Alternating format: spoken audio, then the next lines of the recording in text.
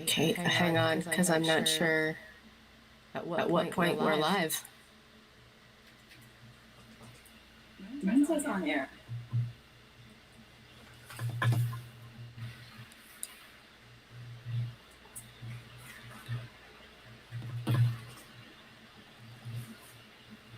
Let me just do a quick check.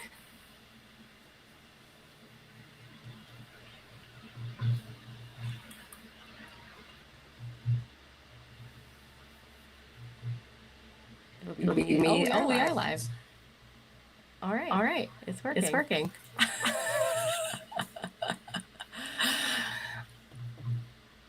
Okay. Rhin, just so you know, your and I'll flip it, but your video is a little covered by Alyx. So if you lean towards me, a little more, if you can for now, I'll change it after.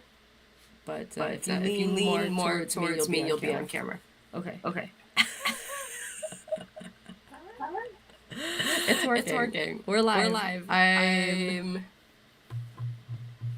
We just got our first viewer. Anyway, this is so overwhelming for me right now. Okay. Let me hop back to the OBS software, and I'm gonna try to share my screen so I can talk us into this.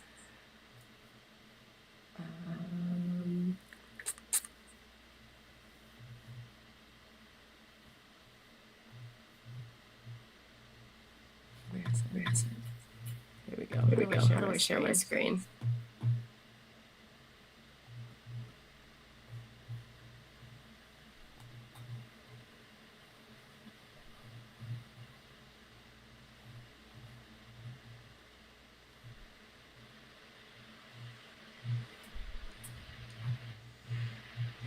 Okay.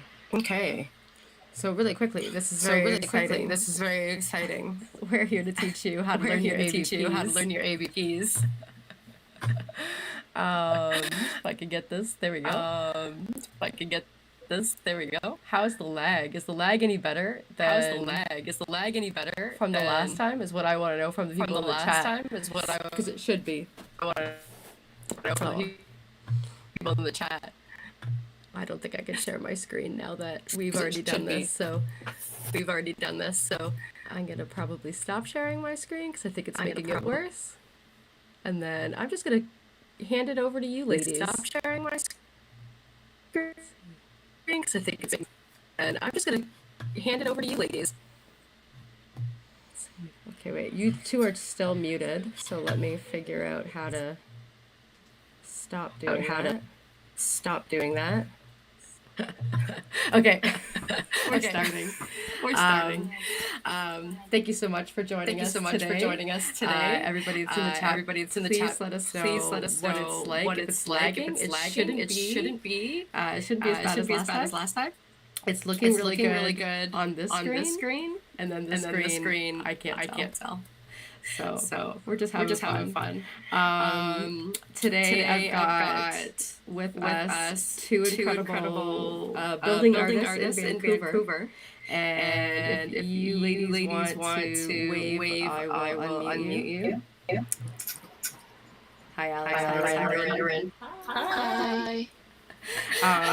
These are two fantastic supervisors from Vancouver. If you ladies want to introduce yourself before we start, feel free. Who wants to go first? Sure. Yeah. So my name's Rhin. I've been building for a little over a decade now. A fun thing about the two people, the two ladies in this room is they were both my bosses at some point. So everything I learned from them. So after 10 years of doing this, I went on to supervise myself, and now we all meet up and we talk together and still have passion for building. So very exciting. Thanks for watching, everyone. Alyx. Hi. I'm Alyx. I've been building since 2013. So it made me I don't know, like 13 years, 12 years here. I never recounted. And we're here to just sort of look at me build and hear about me and Rhin and Lindsay chat about builds and have fun. I didn't really know we have to introduce ourselves, so I wasn't. My brain is so blank right now. I have no idea what I need to say. Yep.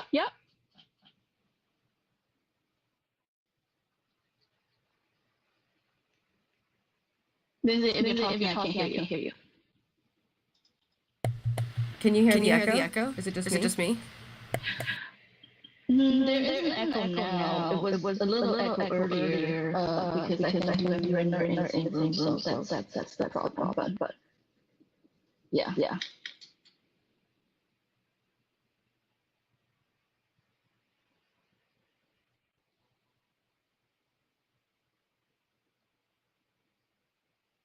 I think you muted yourself again.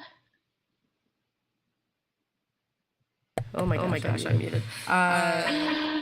We will get through this. This is our first time, second time doing this. Hopefully the lag in the screen is better than last time. I will work on this echo. I got headphones this time, so we're already 10 steps above any other time we've ever done this. Okay.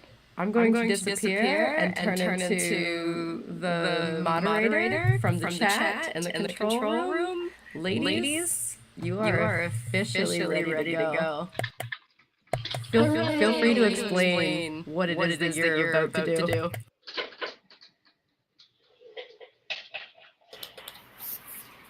So, we're building a piece today.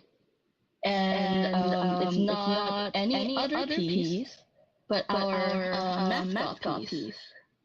Our mascot, Your ABP. No, sorry. I'm joking. So our mascot is a lovely little green pea. I'm actually gonna bring it in the design and look at it, and then we can talk about the design and together.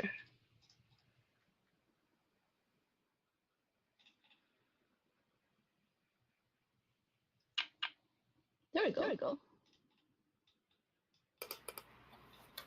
That is very cute. That is my first time seeing the clean design, and it is adorable.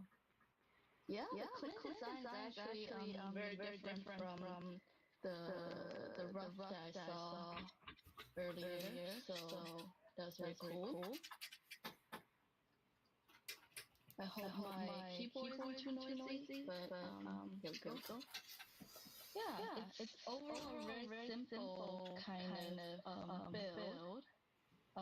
It's like much simpler than our carrot bill that I think Lindsay built earlier. And it's very cute, adorable. I like that how the eye popped out here instead of just disappeared in the body. Very fun. That's going to be simple and cute at the same time. Yeah. So let's just get into it. First thing I think when we start building something is think about the size of the build and for example how large we want to build it and stuff. In this case, I think we do have the size of our character. So I am inclined to bring that character in and size the design to it. Let me 1 second. Let me grab it.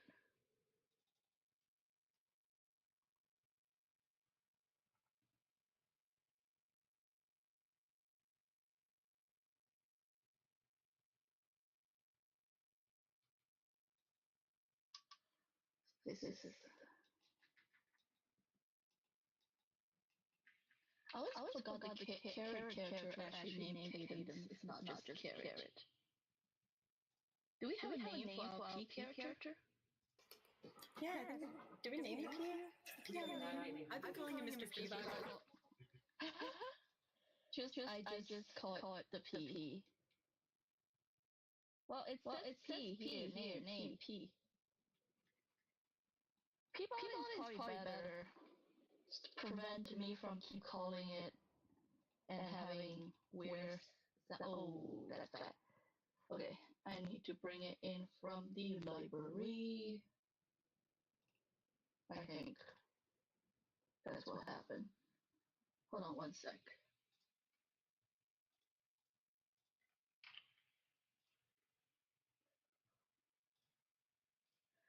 I have a song stuck in my head and I can't get it out. Oh, which song? There's this really cheery song for Cowboy Bebop. Like that, Edward sings, I think. I'm picturing just like high spirit, like disco sounding. Oh, it's not so much disco. It's more like kind of childish and like humming tune. Ooh, the key is actually huge. Okay. So, how do you size character, Rin? Because when I size character, I do this. I find the tip of the feet, I put it there, and then I just go to the other side and like bring it out like so. I do it the same way actually. I will always line up a part of it, so whether it be the tip of a foot or it could be the tip of any detail, line it up, and then I pull my pivot to that point and then switch it over. But did you just do a shortcut to not have to grab the sides of it and just like scale it? Oh.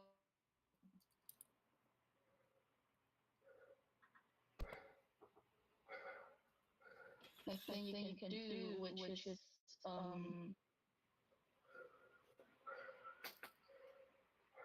I forgot what it is. It's like using the middle mouse to grab things.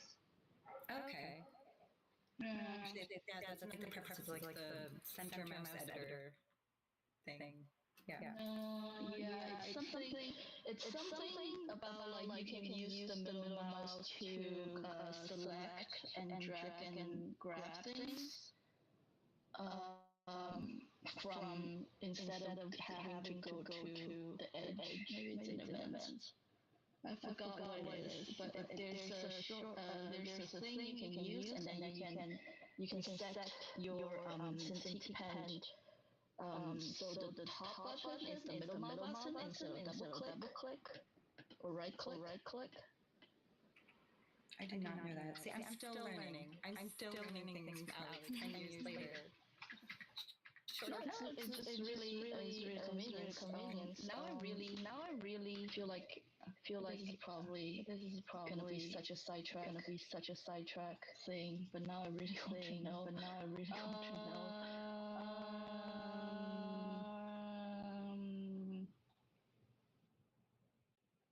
Maybe it's a default thing. Maybe it wasn't even something that you need to set up. Yeah, I don't know. So if you set up, you can use your mouse to do that too. So instead of just using the left click button, you can use your middle to scroll to like push it down. So that's the middle mouse button, and then if you control shift, and then using the middle mouse button, you can size it from the center. So it's like a control shift and the middle mouse click. But yeah, Alright, so now we have our character line up with cadence. And now normally I like to build things from the center. Normally what I like to do is I like to just put a center line right here. Why is there a texture on my line?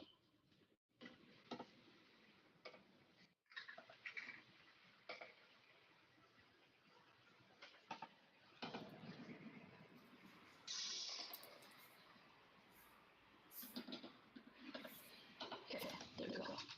And then you just shove it to the center of the scene. Doesn't need to be accurate. And just look at it. Okay, so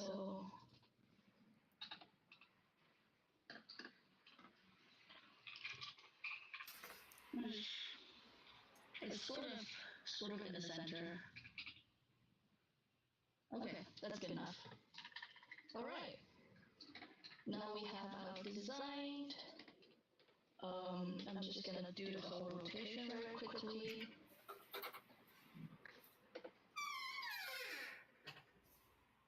Oh, that's the most creakiest door ever.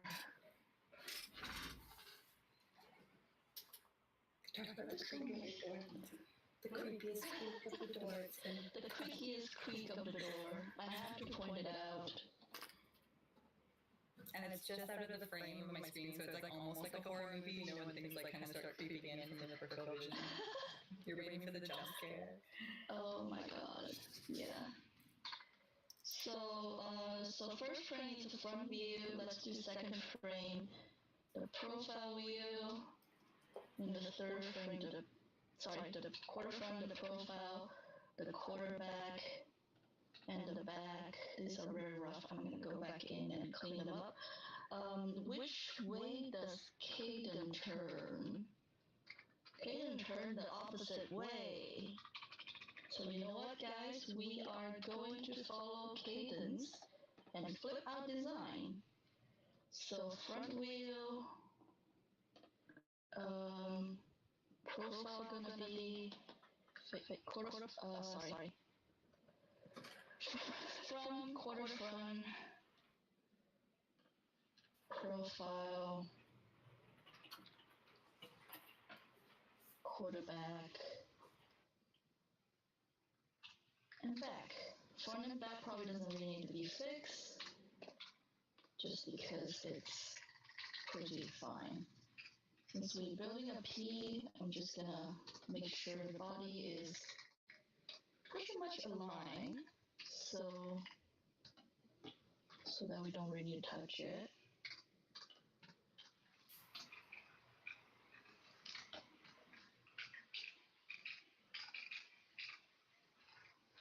Just make sure. Sometimes when you get a rotation, it doesn't really. What I'm looking at is like this bottom part of the P's body, Mr. P's body.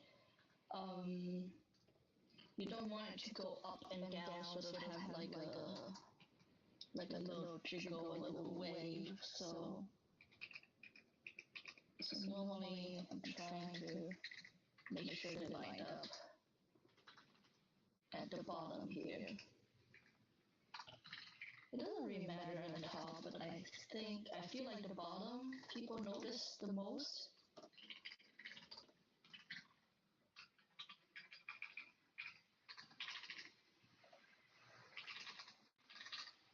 That's good enough. Doesn't really matter that much.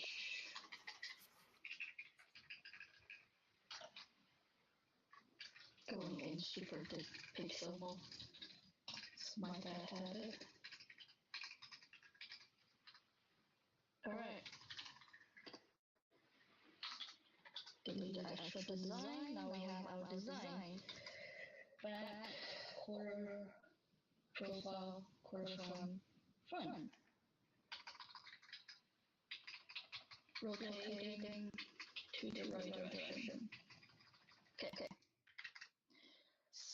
Remember to always save and then lock the design so you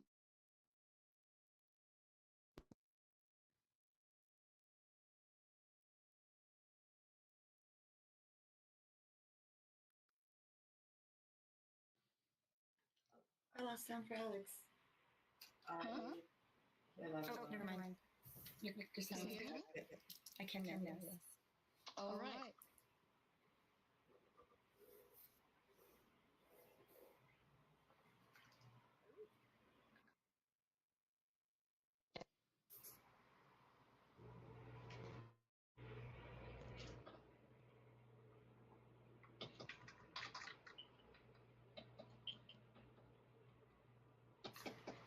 Now we just start doing the builds. How's our naming convention? Just cadence V1? Okay. P.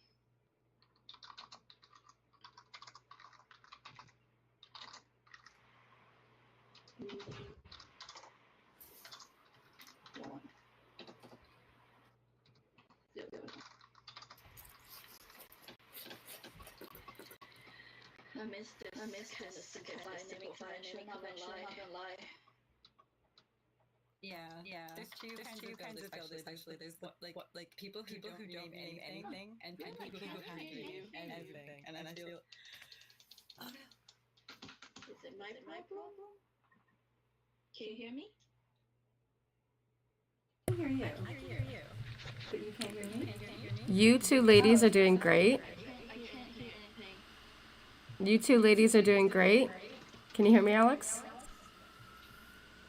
I don't think Alex can hear us. We cut her off. I don't know.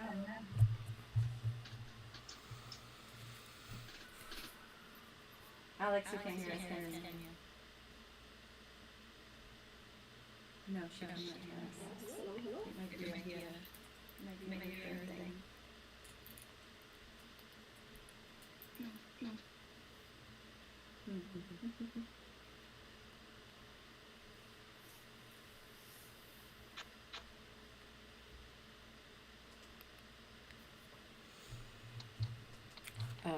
Wave your phone.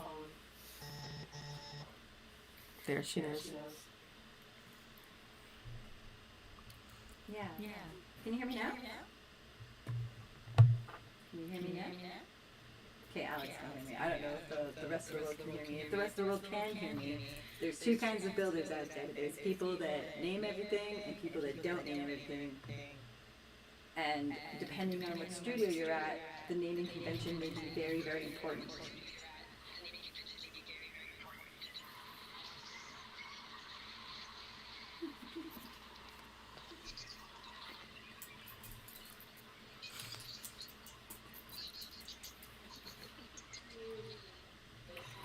I muted it now.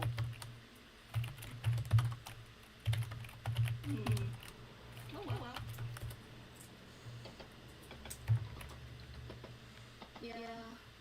In the studio, naming conventions, everything. Oh. Yeah, I find that like certain studios that use a lot of scripts, those would be like studios where every single part needs to be named, and sometimes like even have specific suffixes or prefixes for performers, comp bars, everything. And then other studios it doesn't matter because if they don't use scripts, you know, so some of them are not labeled at all.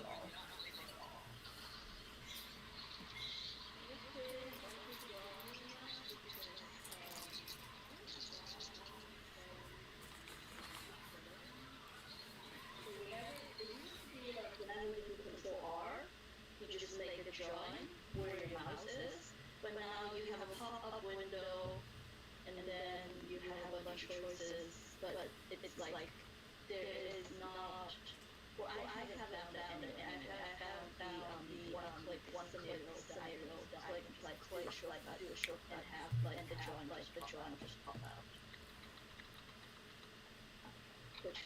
Which is kind of annoying, not gonna lie.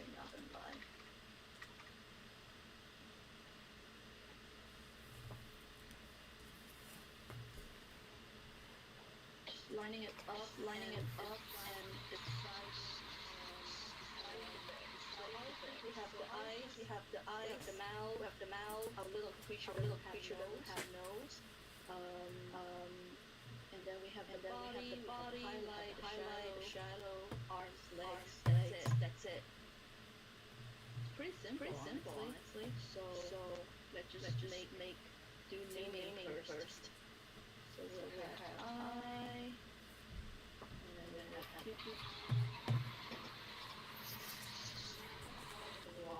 That echoes coming from if I don't unmute. If I'm muted, it won't echo. If I'm muted, it's gonna echo. I think your headphones are picking up the audio from.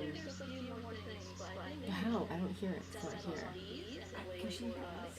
Not right now. To talk about what exactly we need to put into the iLoop. Do we have an expression sheet? I think we're getting it. She heard me. She replied. I hope we're getting it. She replied. So, yeah. You're right. We're getting expressions, right, Lindsay?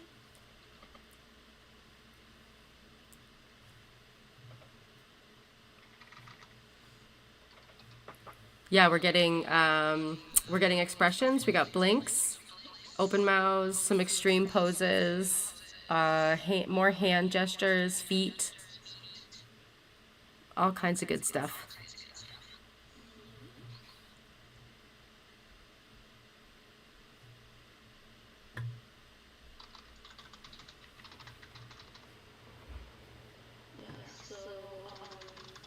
Always name your pegs and your drawings clearly. So you know what it is. So right now, what I'm looking at is, the pupil kind of touches the edge of the eyes and does not go out. At the same time, the pupil is the same color as the outline of the eyes. So what I'm going to do is I am not going to use AutoCAD to cut the pupil. Well, I guess I can do it, and we can talk about why I don't want to do it. So let's just bring on layers.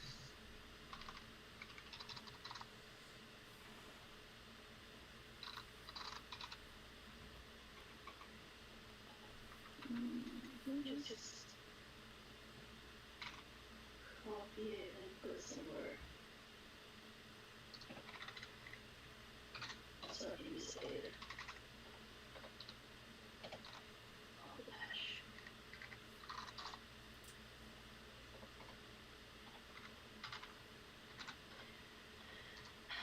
I'm not gonna lie, I miss the little colorful little things sometimes. Those are very useful. Oh, I color code all my notes still. Unless the studio specifically tells me not to, which has happened because I guess it goes to extreme because I'm like, everything color coded and it's like, you read it. And sometimes, admission's like, we don't even look at that, we don't care, get out of there. And you're like, oh, okay. Trying to match how fading is built, which is not really color coded. But yeah, I have like color coded notes. Hide in my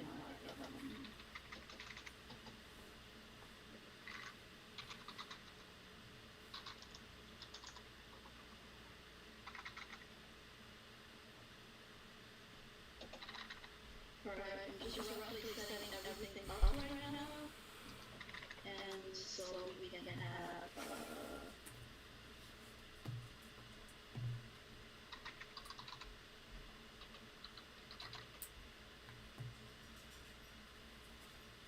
I feel like structure of the builds are very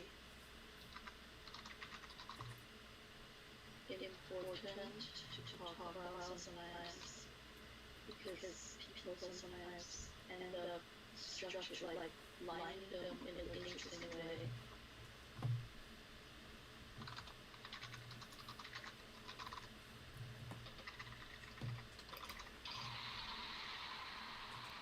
So, eyes, mouth. For mouth, yeah, I think we're just waiting for the expressions to see what our mouth needs to be, but for now I'm just gonna put it in as well. just because I know later on I need to put the tongue and the teeth if there is any inside. And that was our body. It's just body, and then we have body highlight.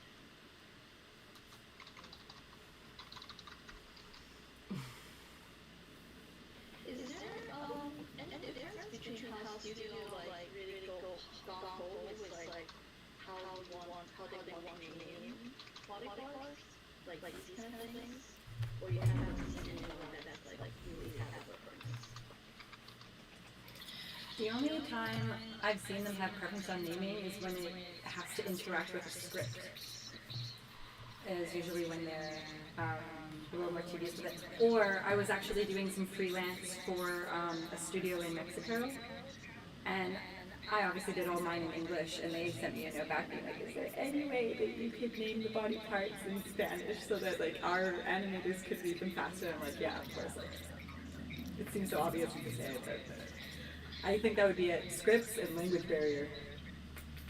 Spanish. I was just, no, I can't. Good luck. Oh, it was dictionary week. Funny story. I used dictionary everything when I tried to name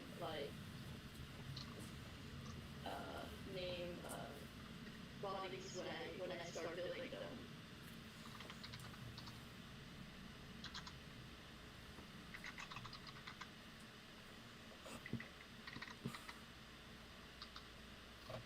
Because I was not very confident and I was really scared of naming things wrong. And then they come over and hunt me down and be like, why do you name things weirdly? I still do that. I feel like I get too technical. Like the other day I was building a boat, and I started looking up the parts of like the rudders and all that, and same with like spacecraft and stuff. I always look up the parts, and they don't care.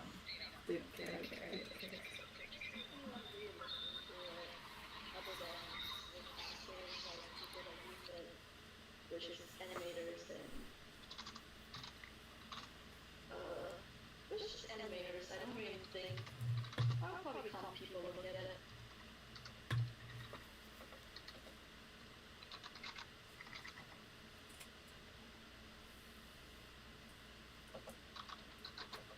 Trying to get this part done. It's a bit tedious naming everything.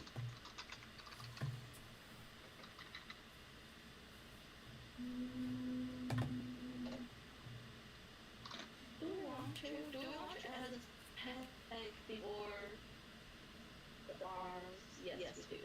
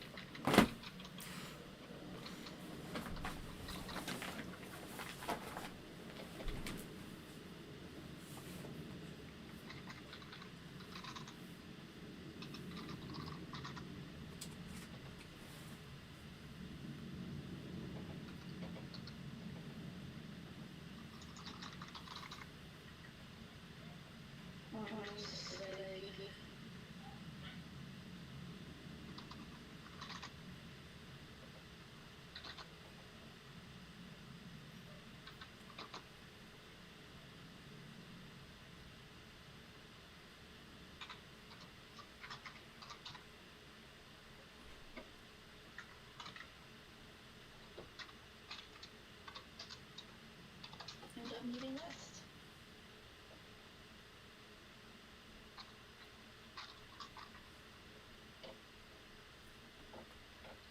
Alright, arms, legs, body, mouth, eyes. That's it for the whole structure, basically. Very simple. So clean, I love it. Obviously, there'll be more things in the arms and legs group, but for now, I'm learning new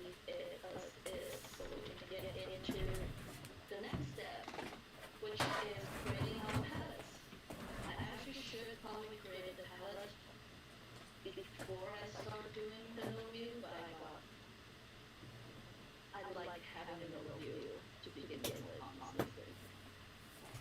Did Alex create a blank drawing in her drawing notes? Yes. She did? Yes. Okay, so wait, sorry. Did you create a blank drawing in your drawing notes?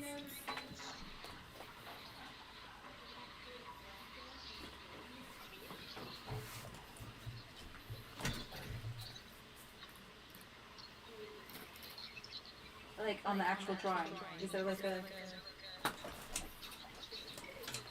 Is it a drawing, or is it just a 0, 0, or like blank?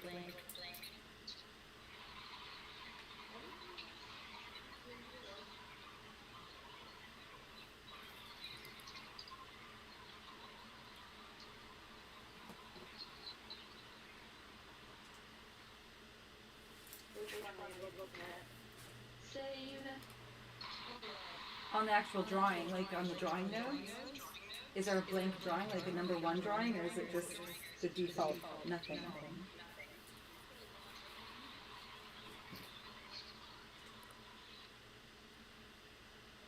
No, I didn't.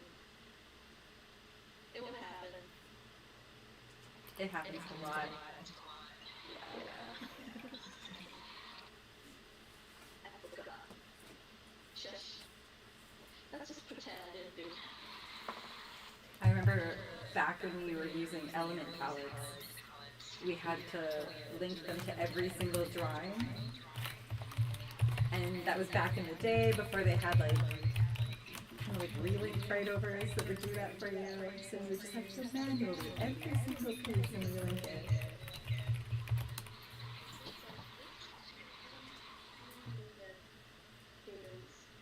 Does Kaden have element palettes? No, Kaden doesn't have. Like, yeah, palettes just need palette. Hear me for a second. Alright, let me pick colors.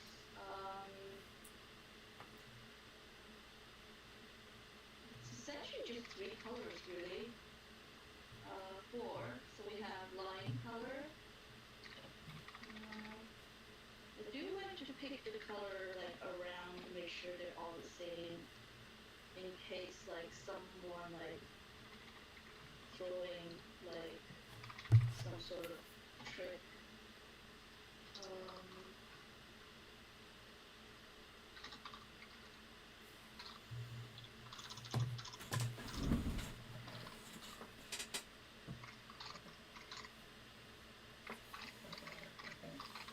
It seems like we only have 3 colors really. So simple.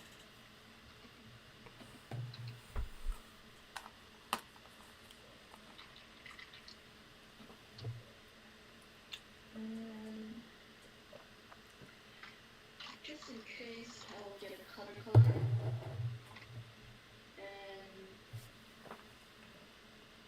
I'm actually gonna make it blue because all the P are green.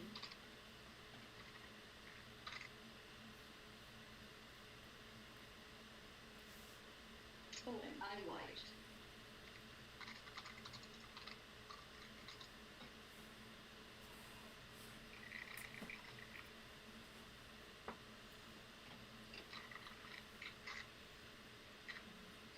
We probably need some mouth color later on, but we don't have it now. Just put it here.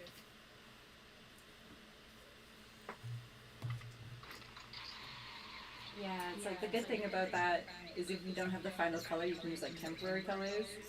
I've been on productions where the color seems to be the last thing that's like finalized with the design. So sometimes the builds are like completely finished. Sometimes animation is animating with the build and the color's still not final.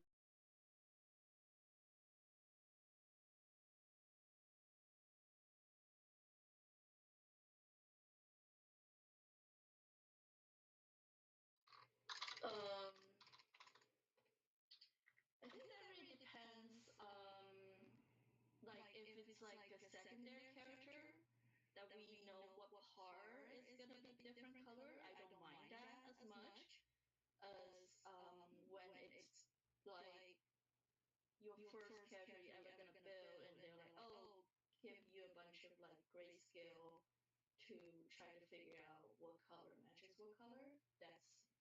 I think that will probably be very frustrating.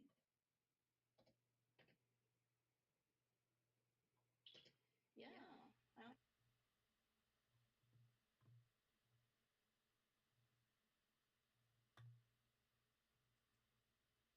I think the only way is if you know that the style of the show, if everything's like got a black solid outline, it's not too much of a big deal. But if it's any of those shows that have colored lines and the colors aren't final, it can sometimes like make you have to rebuild a lot of the rig just for a color change. And it costs a lot of money. Sometimes even when the colors are the same, I tend to pick a different color. So my palette sometimes end up with multiple colors that look exactly the same, which I also don't quite like, but solution for anything. Like for example, I think the collar here and the cuff here and the socks here are all the same color, but I probably will create like 3 different color in my palettes too, so that when I need to interchange, like when I change any of them, they're consistent. But like it's kind of redundant. It's really just a way to sort of counteract, later on color changes, which kind of always spawn on you, and then you don't know what to expect.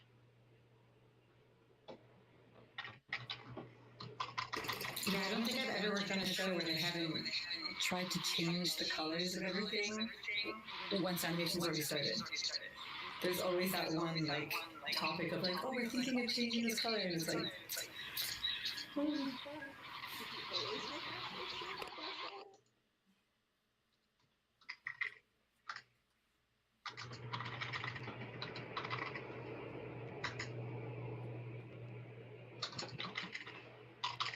Okay, obviously this is not the right thickness. We're looking at like a 15. 12. 10.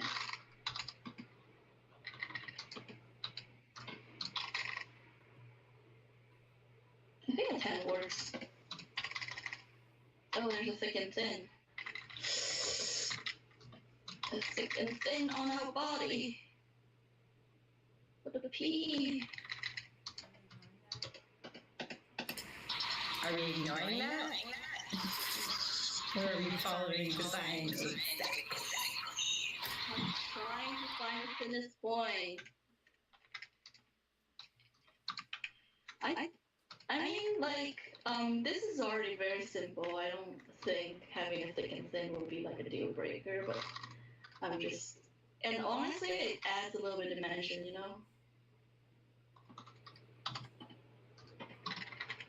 I'm just not gonna map. I'm just not gonna match it exactly, that's all. Alright, it's good enough. It's pretty. I'm just gonna, normally I have a rough drawing, but I'm just gonna use the body draw. Actually, no. Let me do that.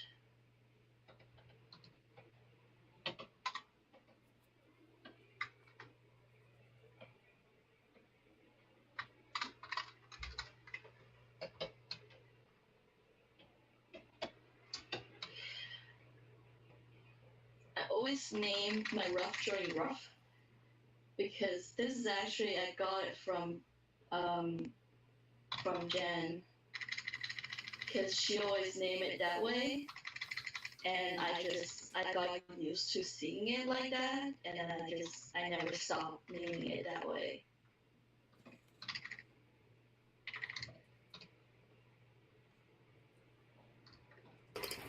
I think my rough drawing is probably the only drawing I don't name.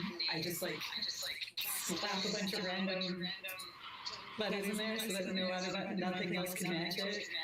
So I don't ever have to worry about like, oh, you can't name it that thing. So I'm just like, just make it random. It's garbage. Make it anyways. I don't know. I like to name them so I know what they are.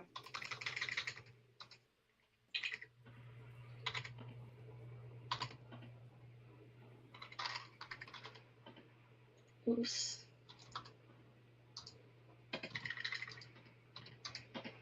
This eye line is very particular. Curious.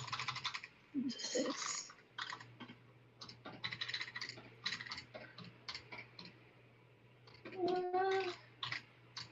It's about right. How accurate do we want to make it to? How accurate do we want it to be? I lost my patience. This is good enough.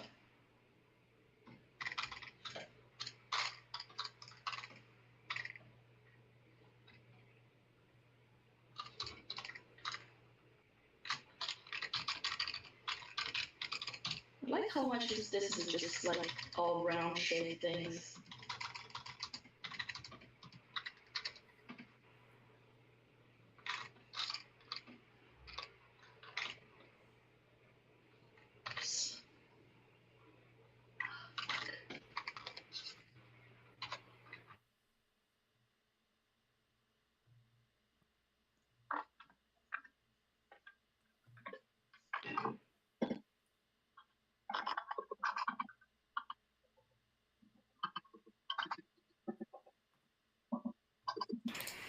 It's still something to be enforced for. I'm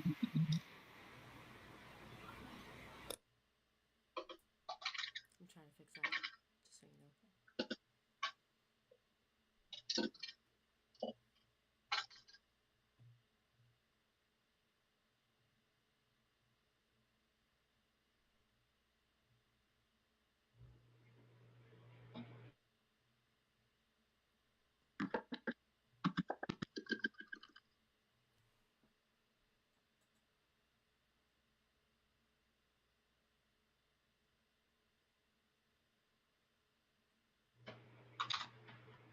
So I'm gonna make it want.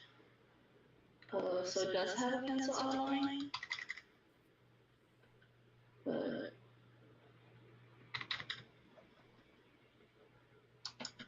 I don't know if it matters. I just like everything with a pencil outline.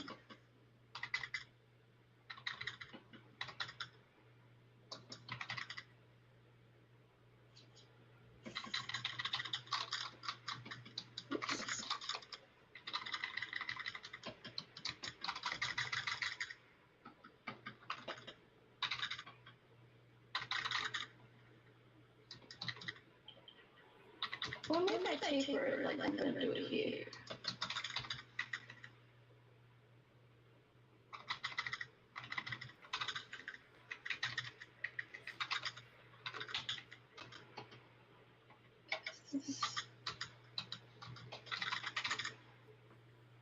Just making a lot of decisions on the spot right now.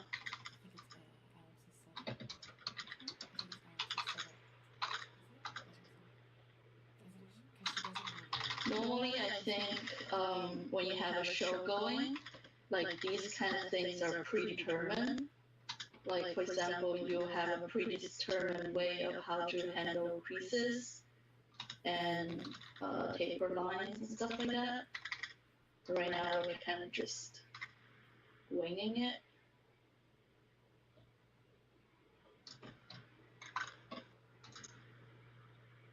Okay, start being picky about it. Go.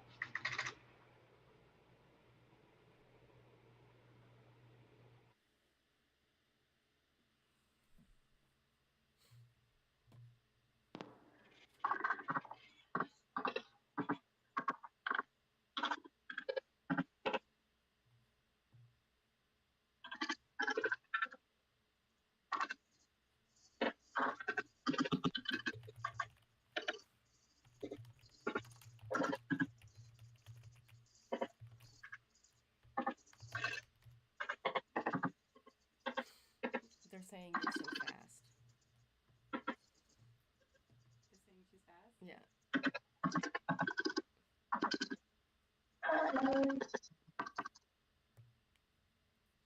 Yeah, you want to tell her? There's a comment about how fast she is? Yeah.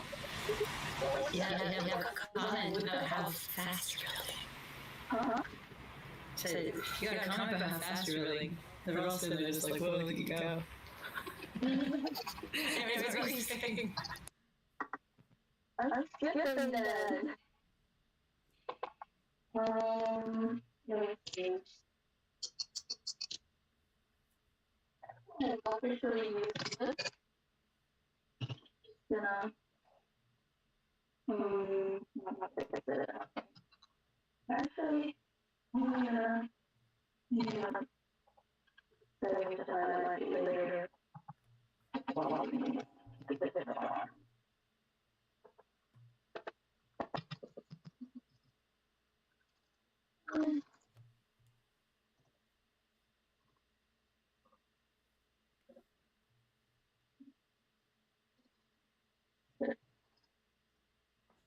Okay, arm. This is a really arm. The second compose. Did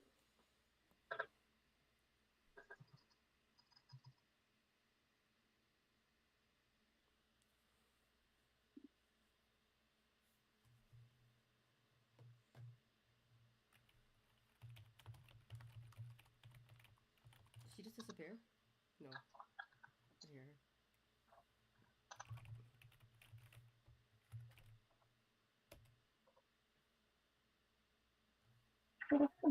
hear her.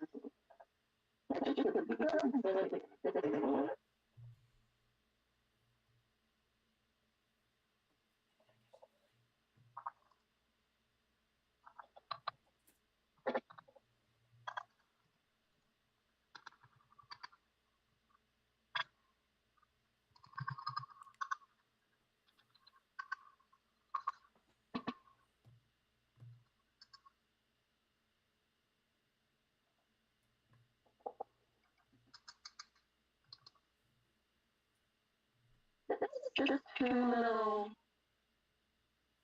sticks. Do we want to make it like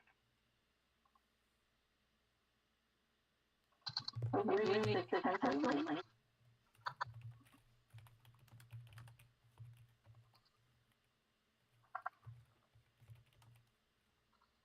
Oh, good idea. It's so perfect. Yeah, I'd say just use the line instead of like making it with fill. Yeah. You know when you will make like a jointed? But this is really just a line.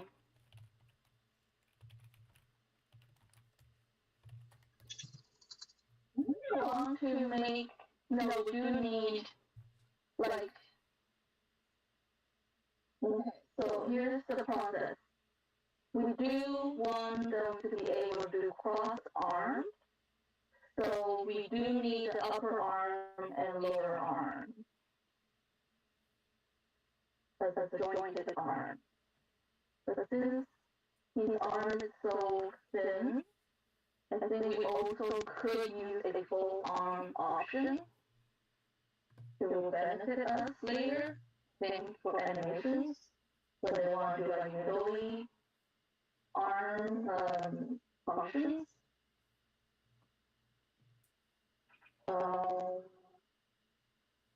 And for deformers, I think curved deformer would just work fine. We don't really need, we probably don't need angle deformer for the arm. Right? No, I don't think we do for, I don't think for this now. Definitely the upper and lower arm, but I don't, yeah, we would just have two lines. Maybe a drawing swap one that's like the upper. I'm not sure if you want to drawing swap that or. Mm-hmm. Yeah, for the upper arm. Mm-hmm. So let's do that. I think the only thing I'm going to do is try to find the middle point from here to here. And that I bought.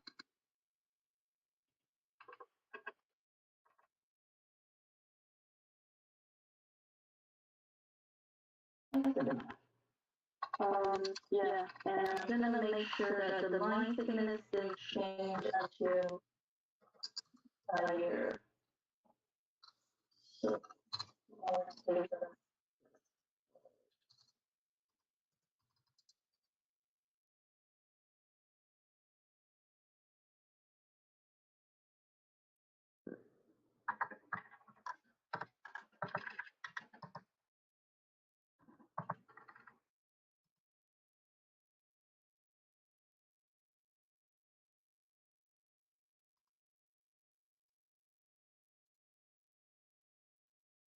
Good enough. Please. That also be the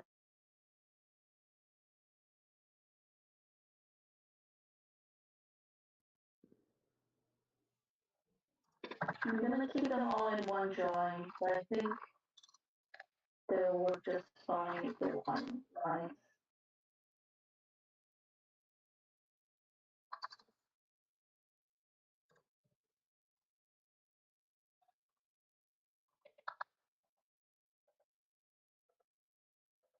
This is the most simplest character build I ever built. Oh, yeah. Your No, I have done speakers, your headphones are ultra sensitive, so Can you hear now? No, it's not happening now. Can you hear me? I hear you. Oh, okay, it's working now. Before there was a bunch of static. Now there's no static. I'm not the tech person to ask, actually. I'm just here for a ride. How many designs, remember?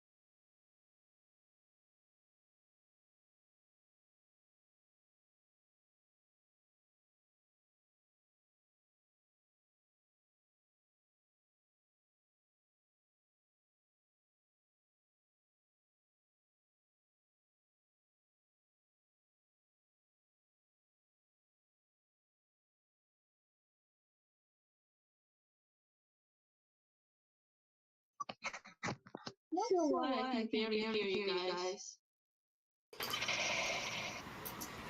We lost you for a second. You were frozen, but I think it's back up now.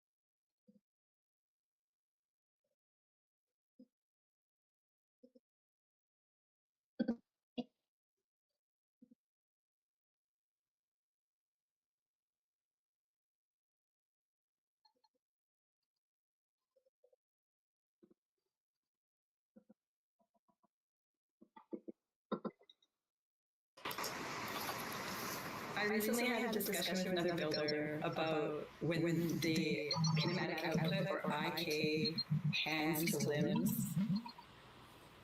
And I'm never really for it, but I know some people and some animators are really for it.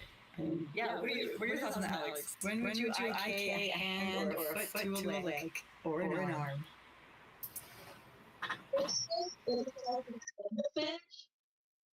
It also have its sort of it has its pros and cons. I can see why an animator wants it because in certain situations it's very helpful for them.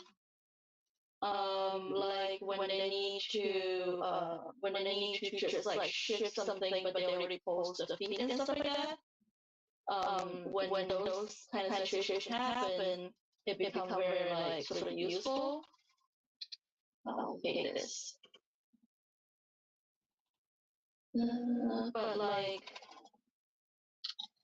But that is it's for me it's too situational because not all animations if you only build a build for I guess a specific specific uses, then the build kind of like can only do that. And that's how I feel about like kinematic output for like arms and legs is like once you add those, like the build kind of only do that. And I don't like it that much for that reason. Yeah, I agree. It actually limits a lot of the flexibility. Kind of makes it only has that one purpose, I guess. Yeah, it's interesting. Yeah, because I've heard some animators just swear by them. They really love them, and then also a lot of studios overseas still use them. I was this would have been in Australia. They use a lot of IK in their building there still.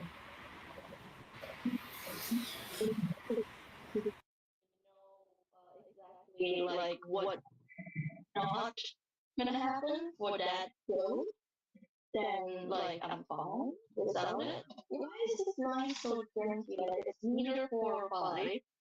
It's freaking me out a little bit.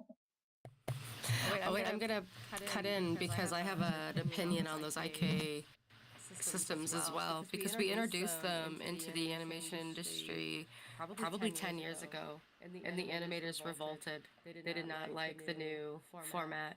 So we thought it was really cool because it looked so convenient. And all the senior animators just revolted, so we didn't use them. We took them down. So it's taken that long for them to really infiltrate into what's happening in mainstream media. Like I know of 2 studios right now using them in Vancouver, but not everybody. It took a long time. Mm-hmm. Yeah. Definitely not on feet. Because then, like, there's a lot of feet sliding that you can't control anymore to have that foot grounded. But if there's anyone out there who would like to pitch me all the beautiful pros of IK, come find me. Yeah, I'm not crazy about it. I don't think that it's completely useless. I just don't know if there is as much use. Like I don't think the pros face the cons. That's what I think. I don't think it's so good that like the inconvenience that come with it is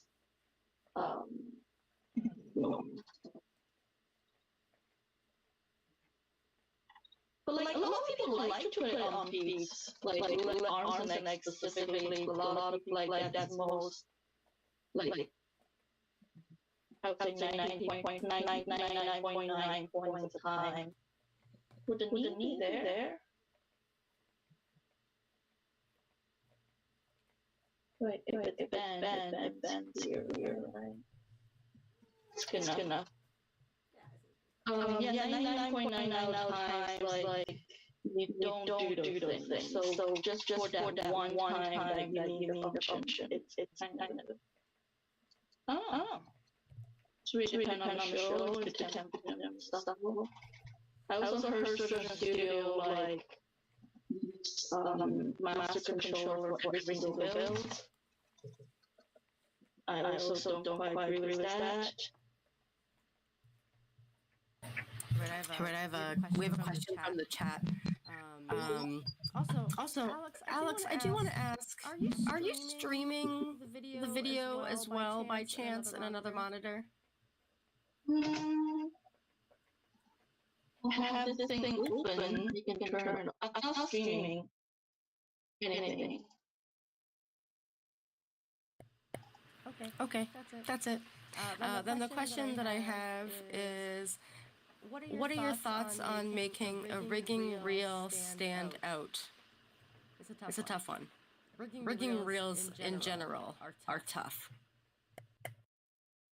I have to say, until this point, 2024, July 16, I have not yet made a build demo reel in my life. Okay, you are not alone. I also do not. I've never had a demo reel. It kind of just like, well, we started before demo reels were a thing. We started before Build's demo reels was a thing. Build's demo reels have really only been introduced in the last 4.5 years, maybe. But I'd say that for real, you gotta be mindful of your time. So, like animation, you wouldn't be submitting like a 5-minute demo reel to show off your rig. It needs to be condensed, but you would need to definitely show a complete turnaround, the use of deformers inside your network, perhaps a few poses of an extreme pose of what the character could do opposed to like a T pose. And then you also want to show it in a pose, inside the mouth, show that like maybe a quick like a little tiny lip sync, but again, it's going to be really quick because you can actually fit a lot more into a build portfolio reel than you can animation, right? Because animation, you kind of watch it like a cartoon. Where builds, you can even just show like a split second. You can pause it and see your network. So you don't need to show 5 seconds of your network. No, show 1 second. We're able to pause it and look at it. That kind of thing. Like same with your like action pose or your T shot. It doesn't need to be on the screen for 20 seconds. It needs to be on the screen for maybe 2 seconds. We can pause it and kind of look at it. So builders are able to kind of be a bit more technical, and we're not looking at the movement of your rig. We're looking at the technical cleanliness, your artwork, how well organized it is, and then the functionality, which is also like the most important part. So if you are able to, another really cool thing, it would extend your demo reel a little bit, but if you are a competent animator and you're testing out to build something, build it and then animate it. Maybe like a little walk cycle or just something that shows that like this is functioning good. That kind of way, always testing, kind of show that you're testing your builds, because that's another thing too is, I'd say that's the number one issue with builders is that a lot of them don't test their own builds. So if you are handing in a portfolio and you show that I built it, but I've also tested it to the max, it's like, okay, this person knows that it's going to be like a lot of playing with your own rigs and that. So yeah, quick, simple, clean, show your hierarchy, show T-pose, action pose, a little bit of mouth, maybe some underfoot or expressions if you have any hand rotations. Yeah, so that's the start point. And try to do it in a minute and a half. Because if you're handing it through, it's the same with animation, right? Like some studios go through hundreds of these a day. So anything usually longer than 60 minutes isn't even watched. There's like usually it's paused and they go on and it's like captivating enough to let's watch it through. So yeah, quick tips. If Alex, if you got any suggestions of what you would look for.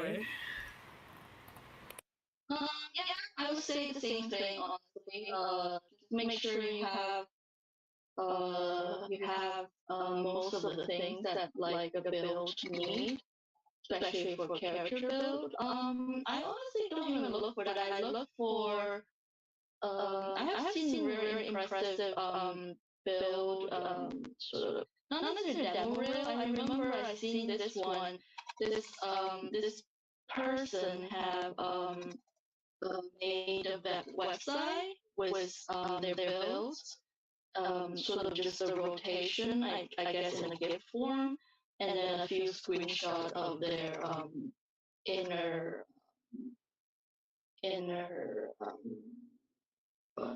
sorry, the no view, and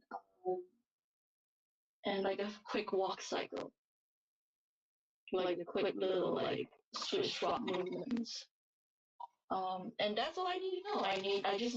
I think I need to know very basic thing really is, do you know, like, how like everything should be structured? Do you know if how to create different deformers? And the fundamental of a build is how the animator want to want it to happen, how to make it easy for animation.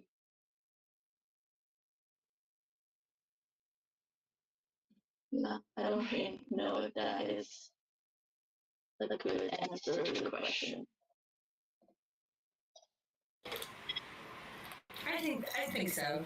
I think it is because I've only seen maybe a handful of builds demo reels, and kind of what you described was the best one. Yeah, it was actually just their website, and they kind of just put like a bunch of clips on it. So instead of them handing in a video, it was almost up to like I could go at my own pace to kind of just like go through their entire page of what they had done. And I also think show a little bit of node use.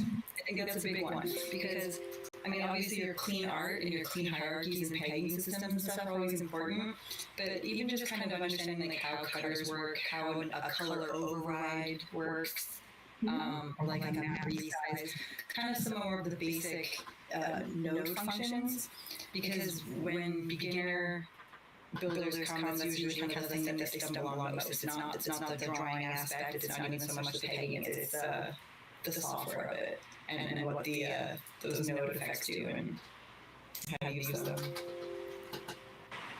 Yeah, and every year Toon Boom seems to be coming out with more and more like deformer options and node view options and just nodes that kind of have like effects elements and stuff like that. So it is kind of, well, we're in a tech industry anyways. Every year you should always kind of be like refreshing it, because every new Harmony that launches, or every new Toon Boom, any new software that comes with any, they're going to have different function features that the previous one doesn't, and that's the industry we're in, right? So always keep up to date with learning your software if you are serious in getting into rigging, because we hear a lot in the industry the phrase, we've always done it this way. Oh, we've always done it this way. That is the number one thing, like that's the worst thing that you can say in like a technology industry, tech and science kind of thing. It's like, yeah, don't. You wouldn't say that to a doctor. So, yeah. Always stay up to date with the new node functions. There's some really cool deformer things going on, so maybe an example of that as well.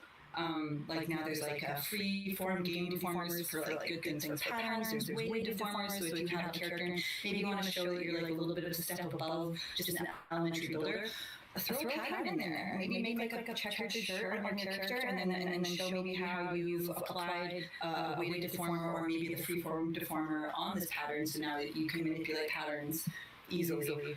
So just those kind of little things that mean a lot when you're looking for potential builders. Yeah. I'd like to also add. Oh, am I muted? Yeah. Can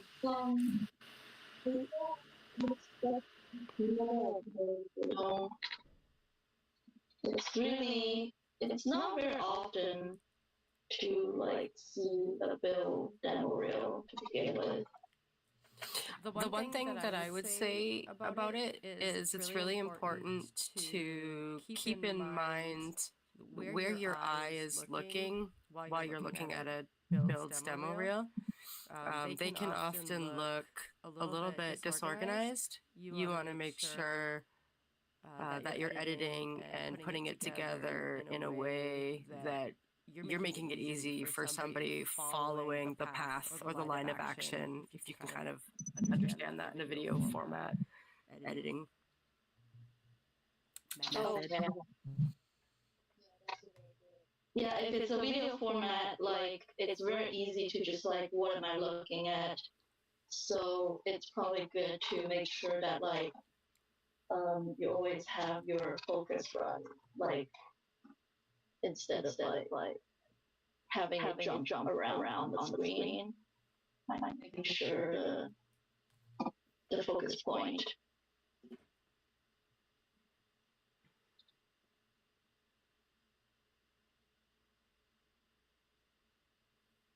Soon I probably need to cut the eye. So we're gonna cut out eventually.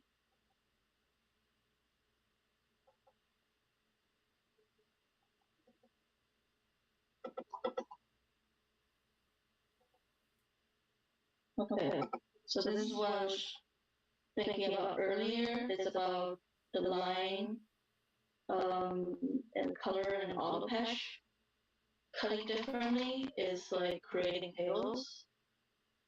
Right now, if I use auto patch, let's turn this.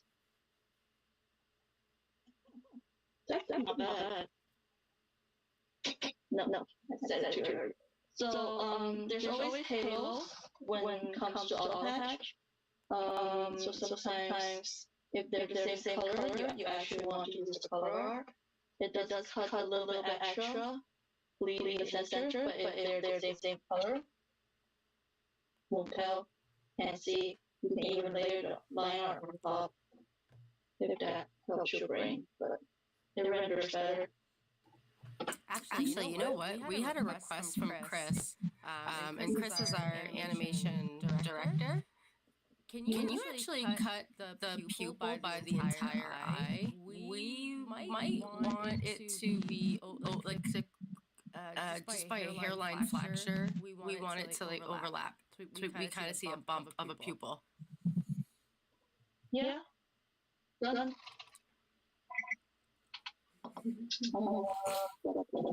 Well, we might change this, but we'll give Chris the option to see it. Yeah, it's fine.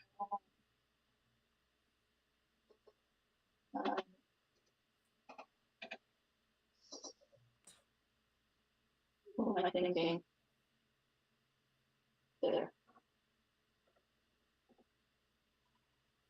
Yeah. It probably won't bump out though, because this is not texture, like nothing is textured here. So if we want to bump out, we will have to add a matte resize to it. Depends on how What are we cutting into right now? You're cutting by the whole thing, eh? Can you select the pupil just so I can see it highlighted? Oh yeah, we really don't see it. I don't really want to use a matte resize. What about the option of adding a drawing swap and then it's on the overlay and the overlay is not invert cut the eye?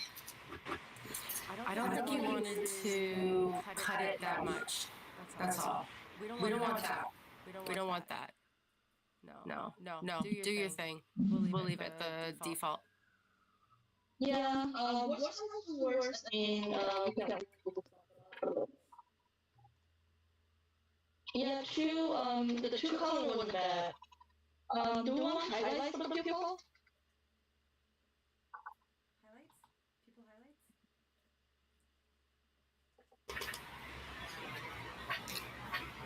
Yeah, people highlights. Maybe leave it. Give it the space, but don't. I guess create it, but set it to Z0 so it doesn't show up. Give them the option. Does he get spark at any point? Yeah, he probably will get spark on his eyes at some point. Yeah. We'll give them the possibility. We'll add in whatever details we need to, like the little icon. All right, highlight. Okay. Why we miss my goal setup? Why do you go the whole way?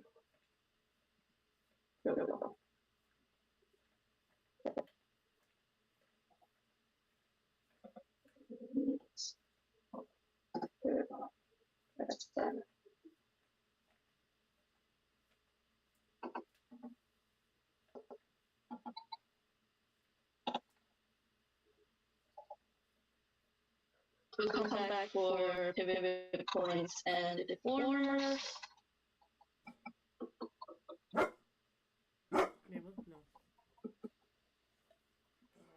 No. You can go. You can go. Go get her.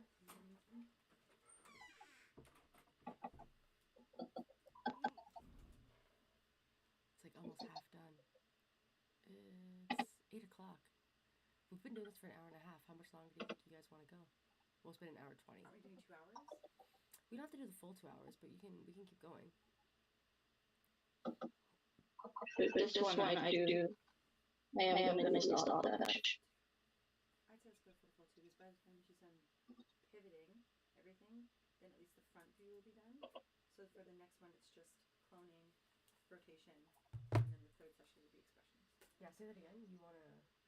I think let her go for as long as she can because by the time half an hour, she'll be done pegging everything and she'll probably be done cloning. So that means with the first session, at least the front view is done. Second session would be the rotation. Third session would be expressions. Okay. You win. But we'll see. Push We'll this, see. push this racehorse. I mean, we could get a question in that totally derails us. So. No one's talking. I don't know how to pump up the chat right now. I feel bad making Alyx talk, making it worse.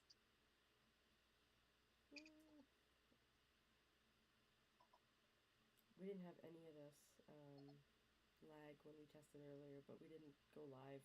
We just tested it. It could be worse. At least we're showing that. I feel like we can add so much function to it, but right now, I'm not sure what kind of thing I want to add yet.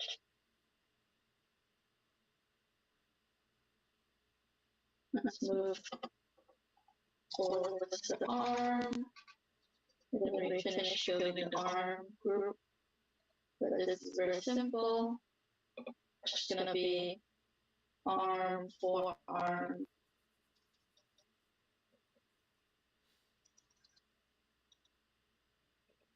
And hand.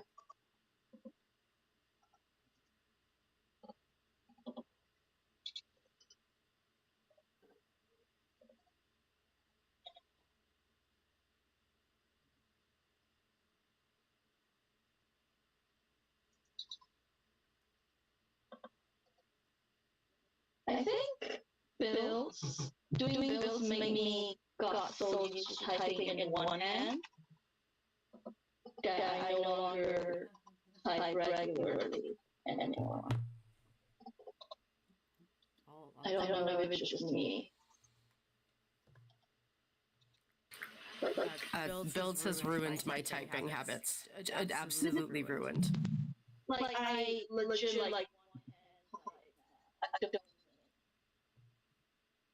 I can't really do two-hand type, and then that ruins how I do like you don't look at the keyboard type, and I'm just like always need to look at the keyboard now.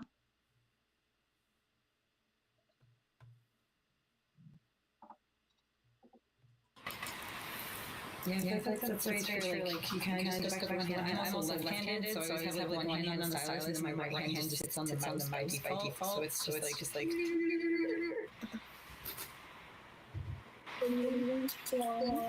My favorite is when people correct me in the animation industry. They're like, "Oh, you're typing, like X, Y, and Z." I have a really bad problem with cap locks. Like I'll first letter on all words is caps. Like that is my pattern from rigging, from naming all these individual words and individual drawings.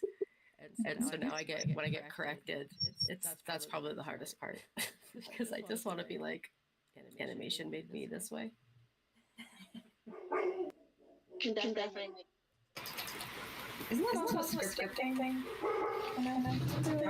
Yeah. Probably could be.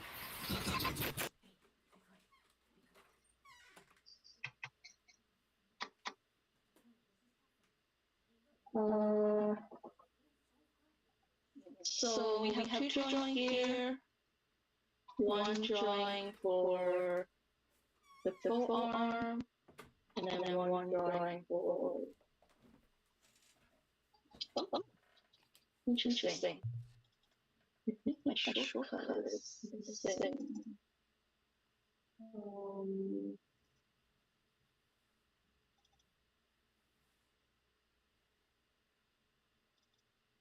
That's not it.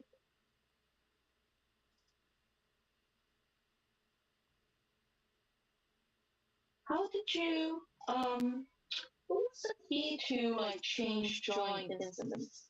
Square bracket. Drawing substitute. The square bracket? Like you mean like swap between drawings? Yeah, square bracket.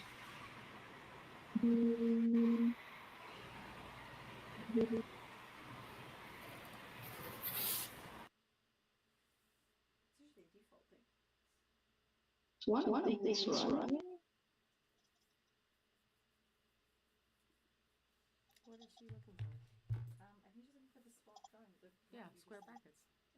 Yeah. All right. Not something I can find. I'll just do this. Okay. Yeah, Alex, it's your brackets button. Yeah, it doesn't work. Oh, you gotta make sure your mouse is in the right window. Here or here. It's just not working. Not set up correctly. Throw your computer out the window. Yeah. Obviously, that's the solution. Okay, the second joint is a short arm. The first joint is the full arm. Okay. And then the forearm, it's just this.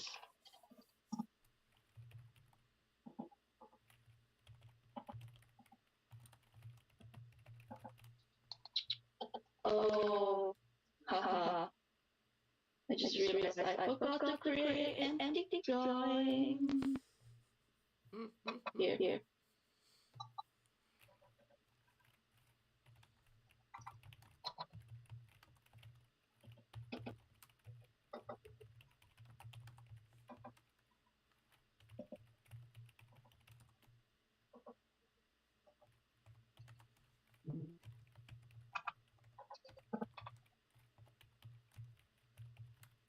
I'll fix that later. Alright, arms done. Legs.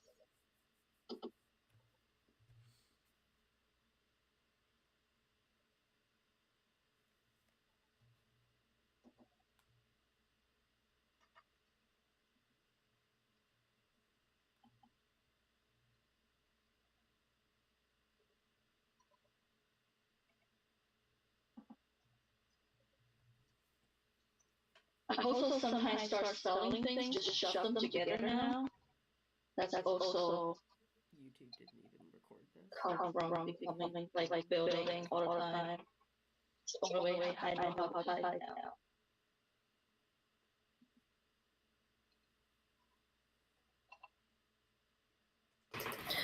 I was like, one of the best feelings as a builder is when you finally do get to see your rigs being animated or have been animated, like finally see the shots. I don't know, it's just like, oh, my face is so grown up. Does anyone else feel that? Do you feel that when you see your pop, you're like, oh, it's so great. No? Would you see it? Like when you build something, and then you finally get to see it animated, and then there's like, oh my god, my baby's all grown up! Out there running and saving the world! And just feel like, I can't wait to this pee. I think that's the only way to you guys. Watching you do this. Oh, babies.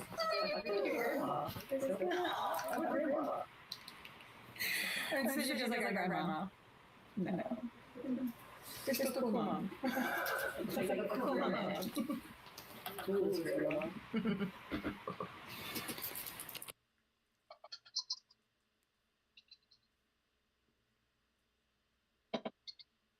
I'm muted, but you got hold of Damon then. Yeah, we're good. Okay. Yeah, he's gonna take over. He's just like, I'll do whatever you need.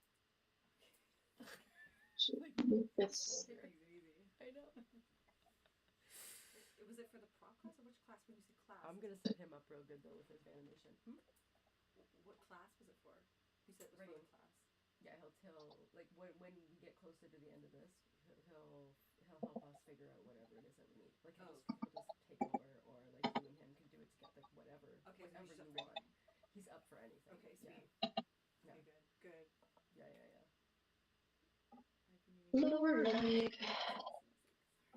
upper leg. Crazy. You have 3 jobs technically, like 2.5. Take it easy. It's a skill. You gotta practice it.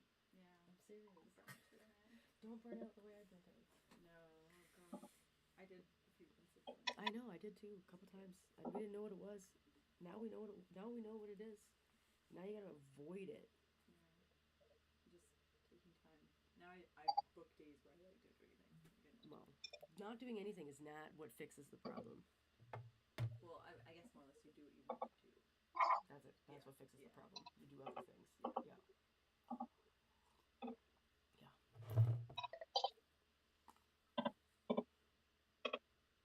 Also, Alex did say she would go paddleboarding with us the next time we do it. Oh god, I have to go. All right. I think we have everything.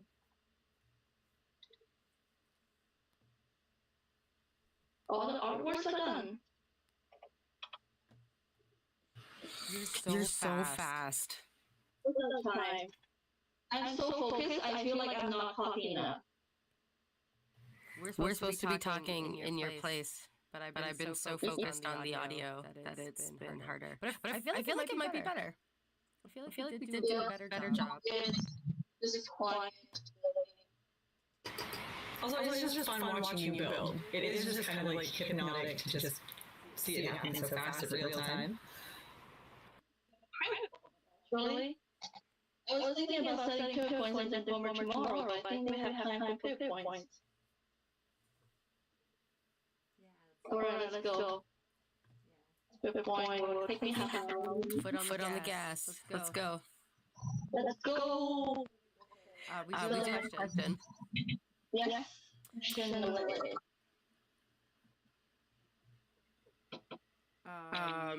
Okay, so what made you to get into 2D rigging and not 3D rigging? Because I hate 3D. Okay.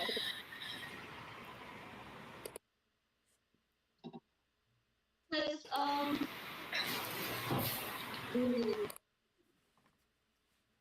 think that's a better answer. Okay, actually, I started in 3D.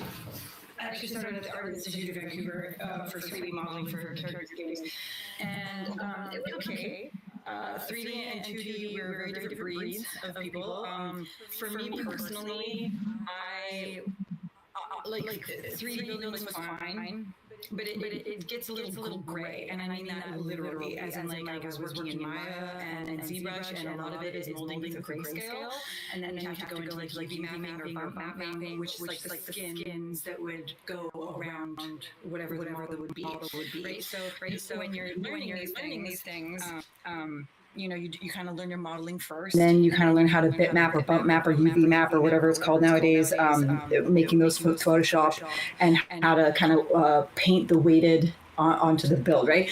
So if you're doing your own, it's fine, but usually in the industry, not usually actually, it depends on the production, but they're 2 different departments. So a lot of the times a modeler won't actually be the person that's doing the UV mapping. So if you're okay with like that grayscale, that's fine. I wasn't aware of that, and I really wanted to work with something that was like color and movement and just had a little bit more of like a 2D feel to it.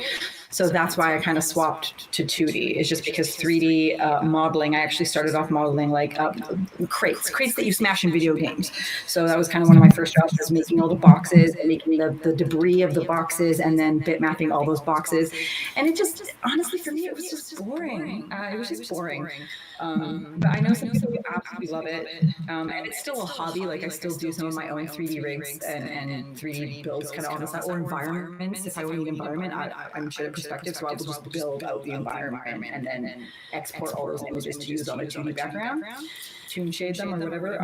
So yeah, but that was the ultimate reason why I didn't do it professionally. It's just because it really, once you're done And it was a lot of math. That was another one too, with your vector points, right? Because depending on what you're working for, if you're working for film or games, you're going to be either building in tries or quads. And so you have to be really familiar with how and what you're building for. So it just became a little bit more mathematical, and it kind of seemed not the art side that I wanted, not that artsy drawing, sketching, you know. So that to me, harmony rigs were a bit more both worlds together, as in we still have this like digital like graph editor, but it's a bit more drawing and it's a bit more color. You get to pick some colors, that kind of stuff. So it's just a little bit more fun. But yeah, 3D building, it just kind of. It takes, as long as you're able to work in grayscale, and if you're in the kind of studio where you do get to map your own, it was just a bit of a longer process. It just seemed a lot more tedious, and I think that's why I just kind of wanted something a bit more fast-paced. And harmony builds, as you can see, as Alyx is doing, it's just like, like you can kind of just, once you experience, you kind of burn through it. I guess that's kind of the same with 3D modeling, but I did find that no matter how much you try to burn through it, you can't really burn through it because you got to do it from this angle, and then you got to flip it and match it all from, like, you know, every angle. You do the profile in front, but it's completely different with a 3D model. So there's my take on that, my ramblings. That's actually cool. I didn't know 3D modeling. Yeah, it was good for a while. It paid the bills to get into a 2D studio.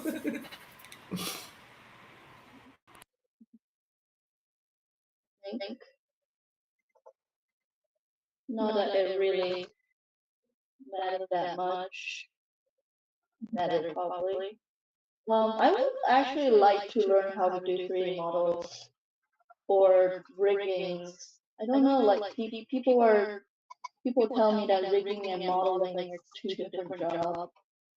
But yeah, I never really worked with 3D. I have a horrible 3D experience when I was learning 3D. So I just never got into it after that. I'm kind of just like, oh, it's not for me. I think it's really, I think it's important to sort of recognize what you really like, and then found that, like, it's not necessarily that you have to do what you love as a job, but you want to avoid hating your job. I guess that's, like, if you hate your job, then don't. Like, if you hate doing something, don't make it a living. That's my pet peeve. Find something that you can do for, like, and not get bored and not get too burned out. Which for me is build. Yeah, same. Like when I had gone to school, builds wasn't even an option. It wasn't taught in school. Like builds, harmony rigs were just becoming a thing. So we didn't write about that. So yeah, after I did 3D modeling, I actually went to 2D animation school to become a 2D animator, and then finished school, and then got hired at my first job at a studio, and got fired as an animator after like 2 months because I wasn't fast enough or good enough. And they showed me grace by kind of saying like, oh, we can see the passion is there. It's just the skill for animation is not there. Would you want to try builds? And I was just like, what's builds? And then once they showed me builds, it was like, oh my God, there's a puppet department. There's a puppet department here?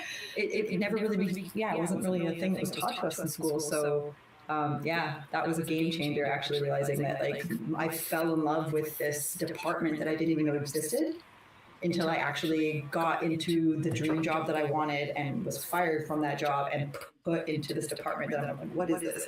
And yeah, that's how I learned about builds. And Alyx was my supervisor on that. It was back in the pirate days.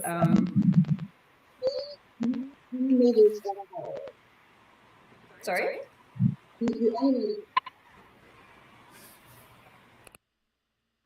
You did animation on Pirate.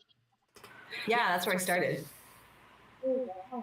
Yeah, and it was a difficult show as is. It has a bit of a reputation of being, it was a bit of a cutthroat show, but for a first experience, it was like utterly horrifying, and I think it actually kind of like changed the perspective of how a lot of first year animators thought the industry was, because a lot of us thought that was normal, and it was just a lot of pressure.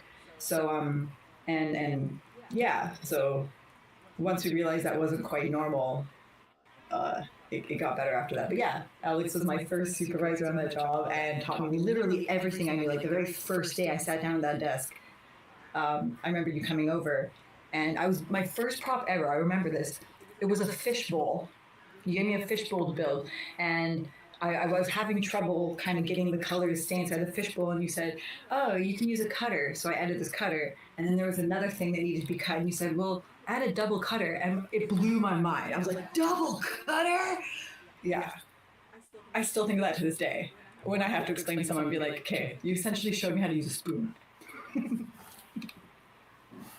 It's funny because like this is such the golden era of rigging, because I also like people were drawing on the whiteboards for me, like telling me how to use a cutter, to use another, like to go into a, it wasn't I don't know, we didn't call it a double cutter, we had a name for it. It was kind of like an inverse cutter, but we were using artwork to invert cut something. I don't, but I had to have it drawn out on a whiteboard.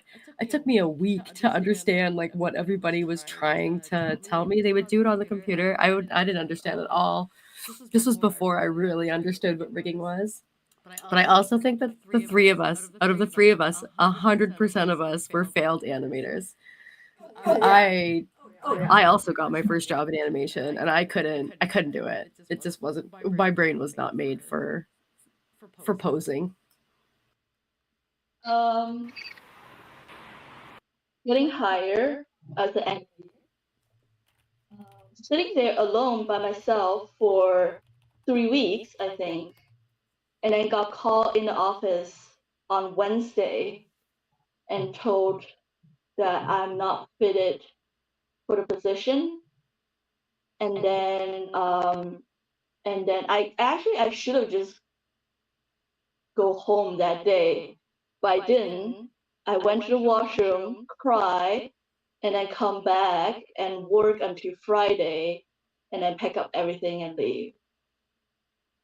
And then I was like, what am I gonna do, like, as an animator? And then I think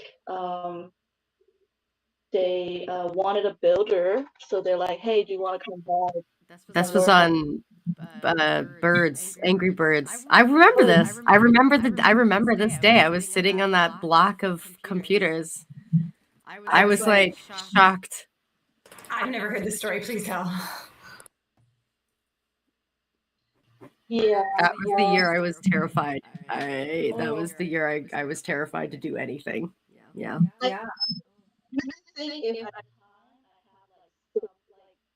I have like an active supervisor that actually was like sitting down and like telling me like how animation works, I probably would never go into build. But then honestly, I don't really like animating as well. I was doing it, but I was kind of just like wasn't really into it as well. So like no shame to them like firing me. I'm like legit not fit for animation. I'm like too, I don't know, too lazy to think too much about animating. I'm just like, Yeah, like for me, I can animate, but I know I'm not fast enough for what industry standard is, and that's where I really failed. It's just it can make you look good, but I can't give it to you in a week. Give me like a month, right? So that's completely unacceptable. It's never going to happen. But I think the thing about building that's different and rigging in general, animation can be very interpretive. And I mean this because on my very first animation 2D job, I had two supervisors. There was Team A and Team B, and the supervisors could sometimes contradict each other with the revisions they would give.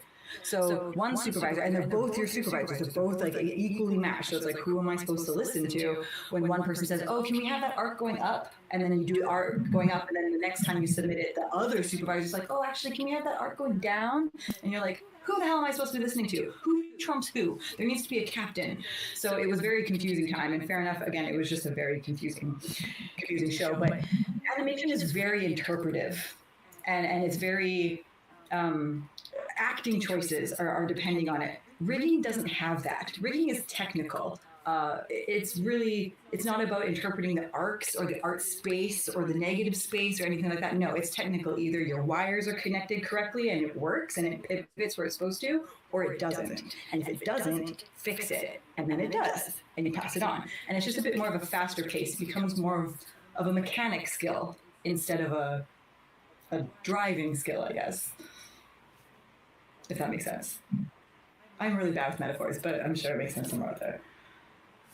I think that's why I did rigging after learning it, because like I did rig in school, like harmony rigs, but I never really thought about like actually making it, like the living skill.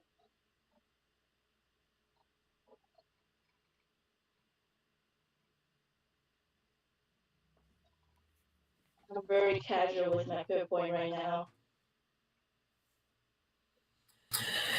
Yeah, I do want to go back and just say one thing, like, because I remember, the week that, like, I remember the week you kind of got let go, Alex. But I also think that watching you pivot over to builds, I think I was already in builds at that time. I had managed my way over. But I wasn't working with Jen yet. And I remember watching you work with Jen, and I was very jealous at the attention of detail and the training that you got from her, because that's when you started to learn a lot of super advanced techniques. Um, and I couldn't keep up. It was actually incredible, what was happening that year. That was the year that everything kind of changed over. All the technology started to go more Mercury based instead of what we were doing on the West Coast. It was a huge shift in our knowledge and like our technical skill. I don't regret it, but it was a hard shift. That was a hard year for me because I had just learned everything. It was like I had to unlearn it and learn it again. I can't even tell you how many times I've had to unlearn what I've learned and then learn it again. I think that's I wish there was a bit of a breathing room for that in the industry, but there isn't. Yeah. Anyway, look at us now. And you can do it too. I'm a grandma.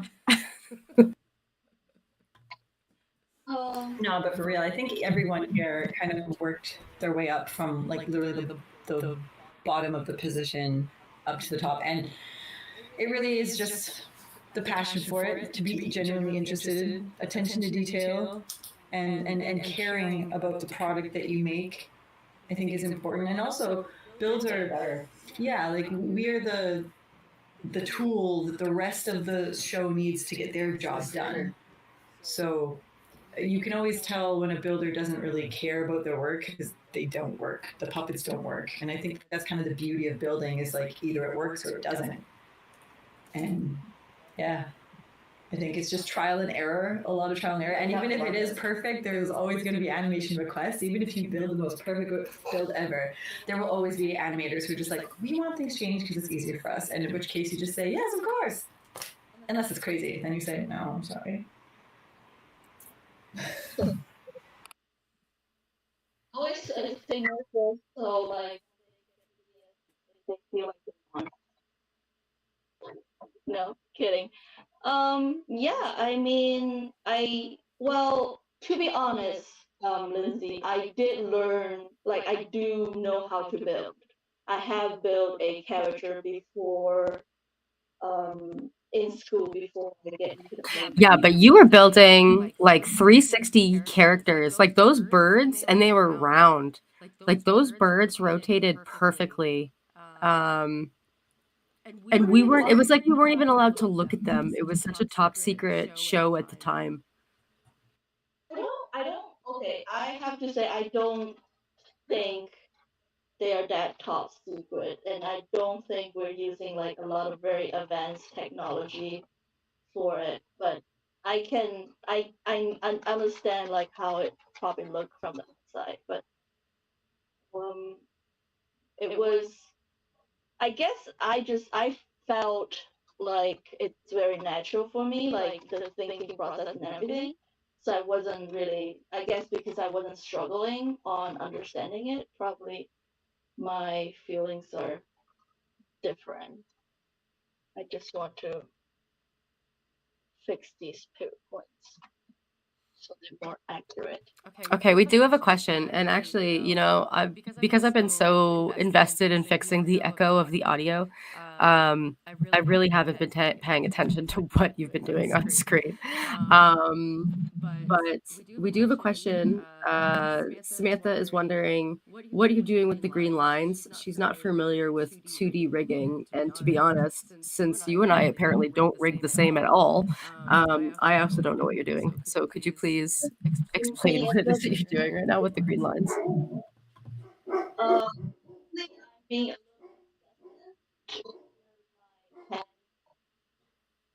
arms and legs pivot points. I am doing something very, very specific. I'm trying to land my pivot point on the dot of the line, so that when they rotate, specifically when they rotate around the elbow, it rotate well. That is what I am doing. It probably look quite lunatic, but it sort of helped me know where the dot is and help me be sure where exactly, like if my pivot point is set up nicely. To explain further, like more detail into it is when, okay, let's look at this part. So we have our jointed arm. So we have a drawing of an upper arm, and we have a drawing of lower arm. The hand is not showing. Let's have the hand so it's easier to understand. So when the arm bend, right, when you rotate the arm, you rotate on the pivot point. And when you have like a joint that is circular, which is round, you actually want to find the center of this roundness. So when you rotate the arm, it sort of rotates smoothly. Normally we do it with a actual circle. So like, for example, in this scenario, we will have a, like a little circle here, and I sometimes even make like a little cross, so I know where the center of this circle is, and then I will like, then make the arm like two line down for the arm and like build it as like a more like a tube shape, like so, instead of right now our arm is actually just like a pencil line that's really thick. So that's how normally arms are made, and then that's how we determine where the center of the circle is, and that's where the pivot point normally need to be set. Because we're building this a little bit janky, like, like this is just a pencil, I have no idea where this pivot point should be. So I just trying to set the pivot point exactly on this dot here, like this is the beginning of the line, because the end of this line is essentially half of the circle. So that's what I'm doing. If you caught out, yeah, you can see it kind of rotate pretty well. So if let's say if the pivot point isn't set up correctly, let's say it's a little bit higher, a little lower, a little bit off center, then when you rotate it, you can see it kind of seep out like this. It doesn't rotate very nicely. Yeah. So it's the little details. It matters. That's what makes you so good at what you do. I miss sitting next to you guys on a daily basis. I'm just gonna say that right now. Like that was those are, yeah, for sure. I mean, all my career has been great, but yeah, Cloudy was great. Sitting with all of you guys in one room. We have another question. Do you guys prefer rigging characters with outlines or without outlines? Don't we all have experience with characters without outline?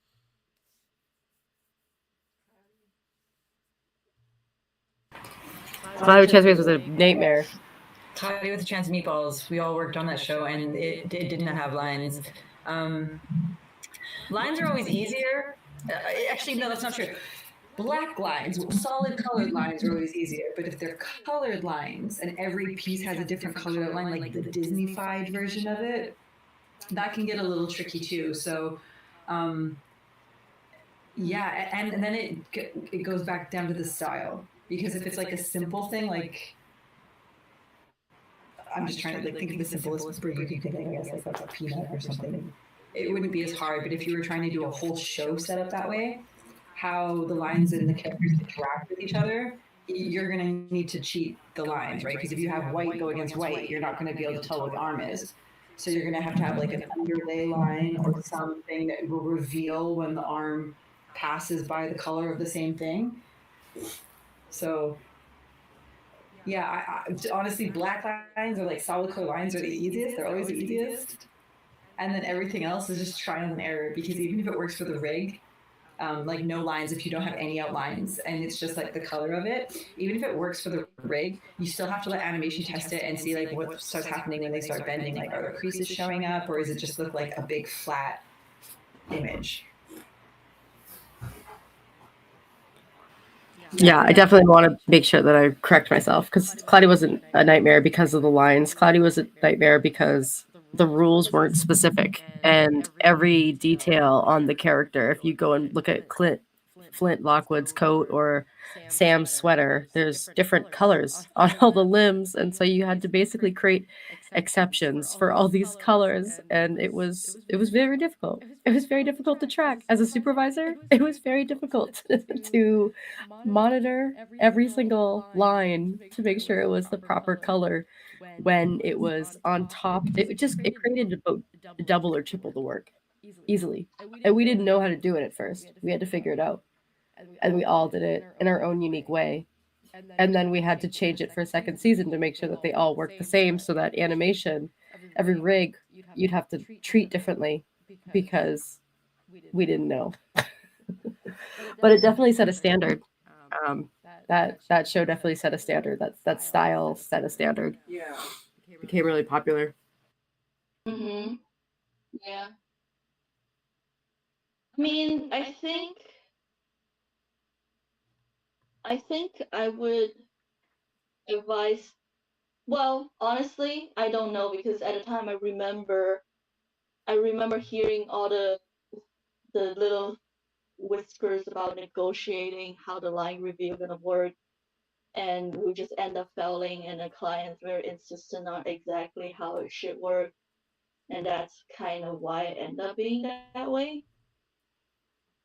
I want to see if we can do differently. I have different idea of how to approach it, but I don't know. At the end of the day, it works sort of. It creates a lot of headaches, but it is a look, and like the same as all the other look, it have its pros and have its cons. I do like black outline. It's simple, but sometimes I do find them a little too plain Jane for me. Like personally, I like it a little bit off black kind of line, and I don't mind if different parts have different color outline. I just need them to be not too crazy about when the two color line meet. Like like when the two color line meet in one piece, that's the important part. Like if you just have a color outline that doesn't really uh, involve anything else, like just by its own, it's not like a big deal.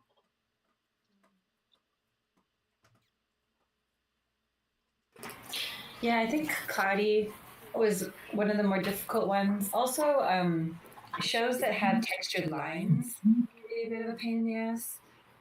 If it's just like the vector smooth, it works. But it depends. Like if it's like if you have a textured outline of your pencil line, if you're using like a harmony preset, it seems to be a little bit better. But I've been on shows where they want their own like custom made, and essentially you're like importing a pattern from Photoshop to become a seamless vector line with texture on it, and that can get a little messy too. Those kinds of lines are always not my favorite to work with. They boil it. Like years ago, my farmer, uh, what was that? The Disney one. Was that Proud? I was trying to explain why all if you imagine here, this line color and this line colors are different, right? Then you can really, in harmony, you can't really have a one inconsistent line here. So what we do normally is we build the sleeve like so, and then we have to have another color that's sort of cut inside, and this block of color will have two color, one in the line art layer and one in the color art layer. That one is this inside blue color, and then one is the outside green color, and you kind of sort of like do like a Russian doll kind of situation. Like you cut the outline with the line color, and then you cut the inside with the inside color. So that's what I'm talking about when like two color meet, it gets really complicated, and that's why like outline, like different part have different color outline normally gets like shit on because of small detail like that. But if you like looking at these leaves and be like, why can't this leaf be like one, like have a different color outline? Then I would say it absolutely can. I have no issue with it. It doesn't cost anything to make it happen. Um, yeah, it's just technical sometimes. It's always learning. You never stop learning in harmony. Actually, I think either an animator or a rigger, you're always learning something because as a rigger, you have to learn the style and you have to learn all the software updates, and then as an animator, you have to relearn every single rig you touch ever and have to work with. So, hands on, all hands on. And then if you get a job at another studio, you have to learn how they do it in all their systems. Yeah, they're all different, and some of them don't want to share secrets, and it's like, yeah, so you have to learn different secrets, and then sometimes you have a secret from one studio that you want to tell another studio, but you either can't, or if you are allowed, you go and tell the studio, like, hey, this is like a cool, brand new, better way of doing it, and they're like, nah, it's all good. And you're like, okay, we're just gonna keep doing it your way then, all right. Yeah, It ebbs and flows. does have its own little bit, like its own script, its own thing, its own style. The animator will get used to a certain style, so they will request things being made in a certain way. How many time do we have left? Do we have time to finish up That's a the great deformer? question.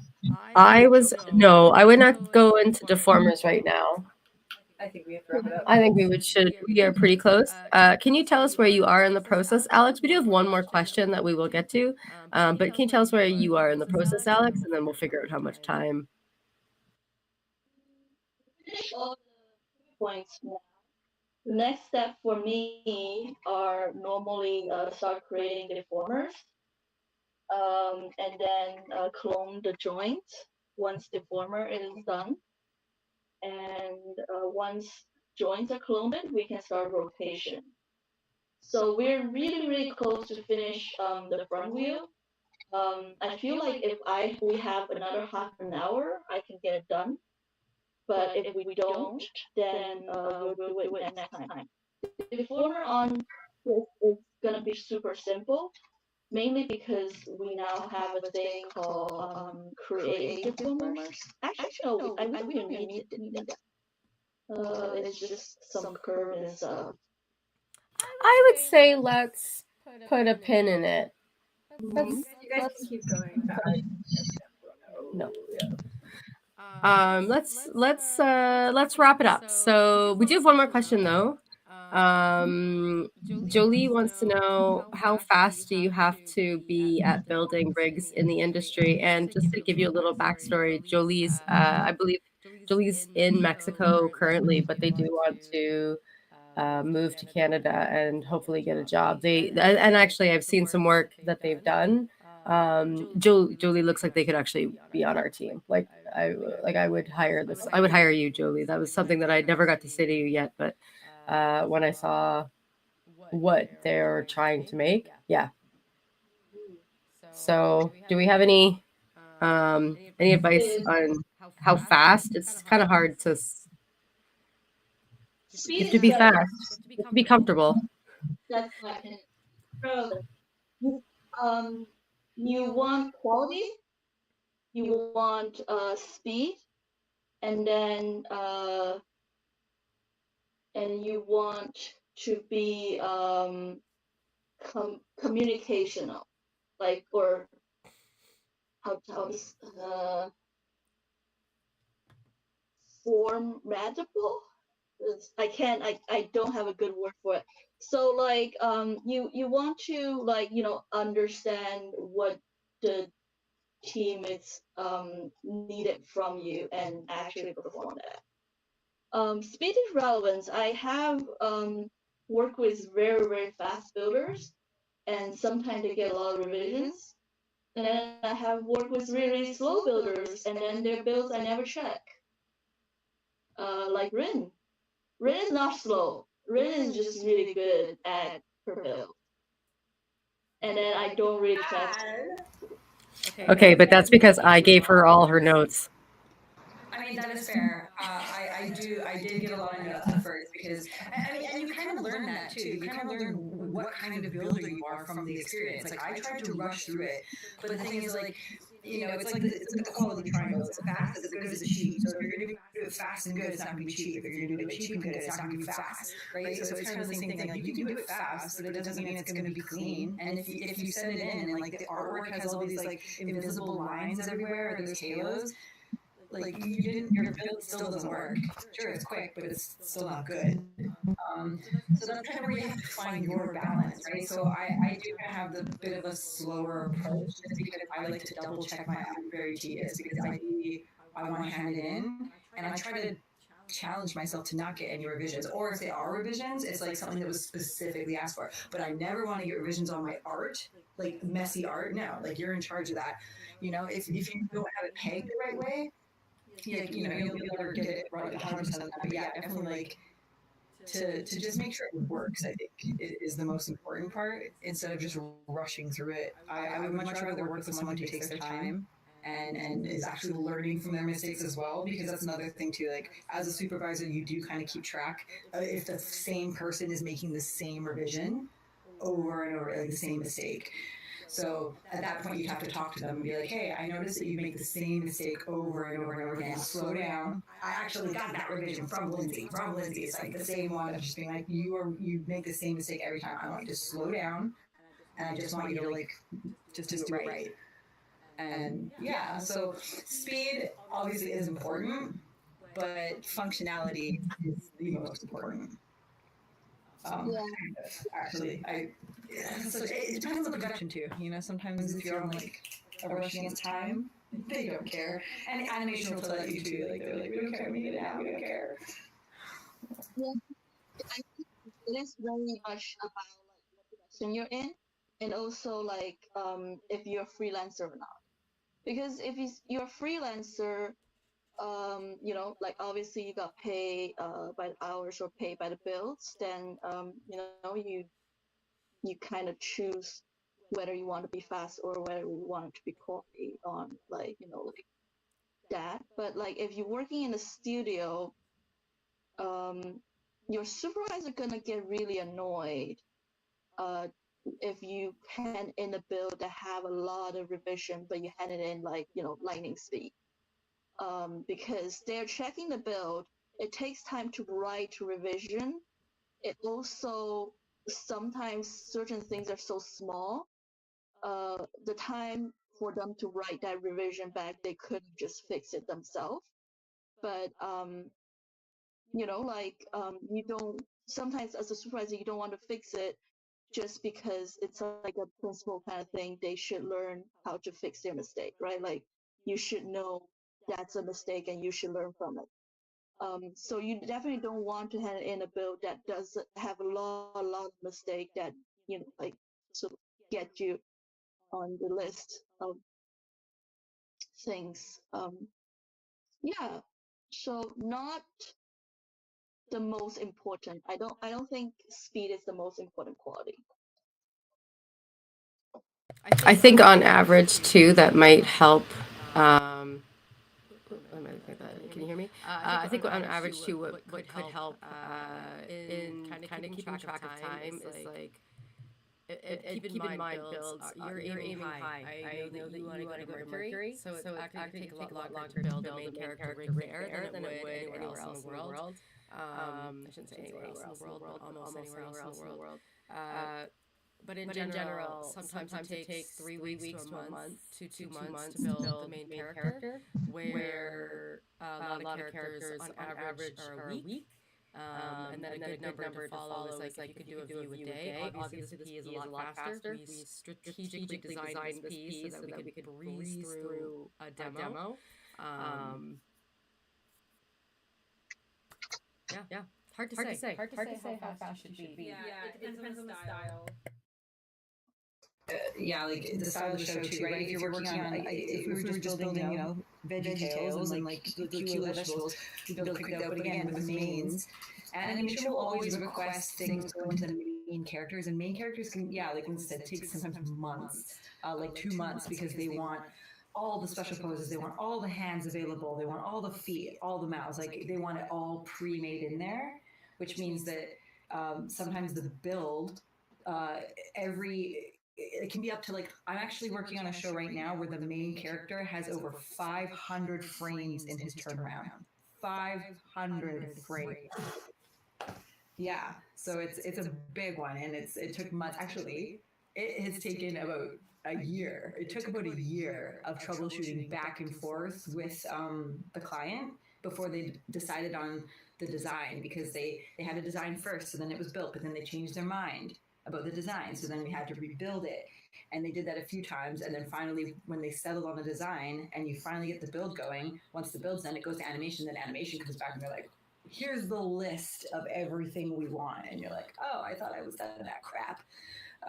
But no, you're never really done with the main character. Yeah, actually that's true, you're never really done with the main characters on a production. You'll always have to add something from the start to the end. All right, on that note, I don't want to add any more fuel to this fire. Alyx, how are we? Are we ready to wrap it up? Can you leave yourself a note for next week so that you know exactly where to pick up? Or us, whoever's rigging. Yeah. The note will be start and then finish the rig. What did you just say? No? What?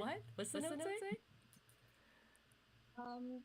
Set the performer and finish the rig. All right, set the performers and finish the rigs. We can do that. All right, thank you, Mabel. Take it away. All right, well, on that note, I think we're going to wrap it up. Mabel, wow, you did so well.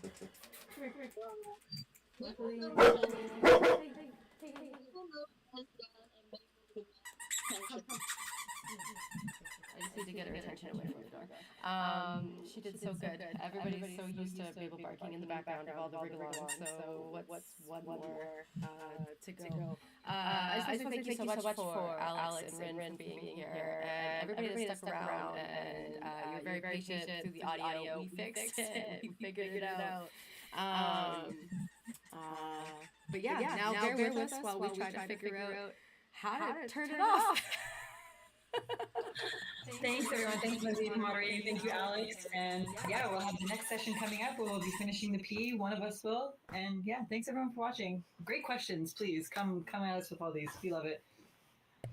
Yeah, tune in next Tuesday. We'll be doing this one more. We'll be doing this again.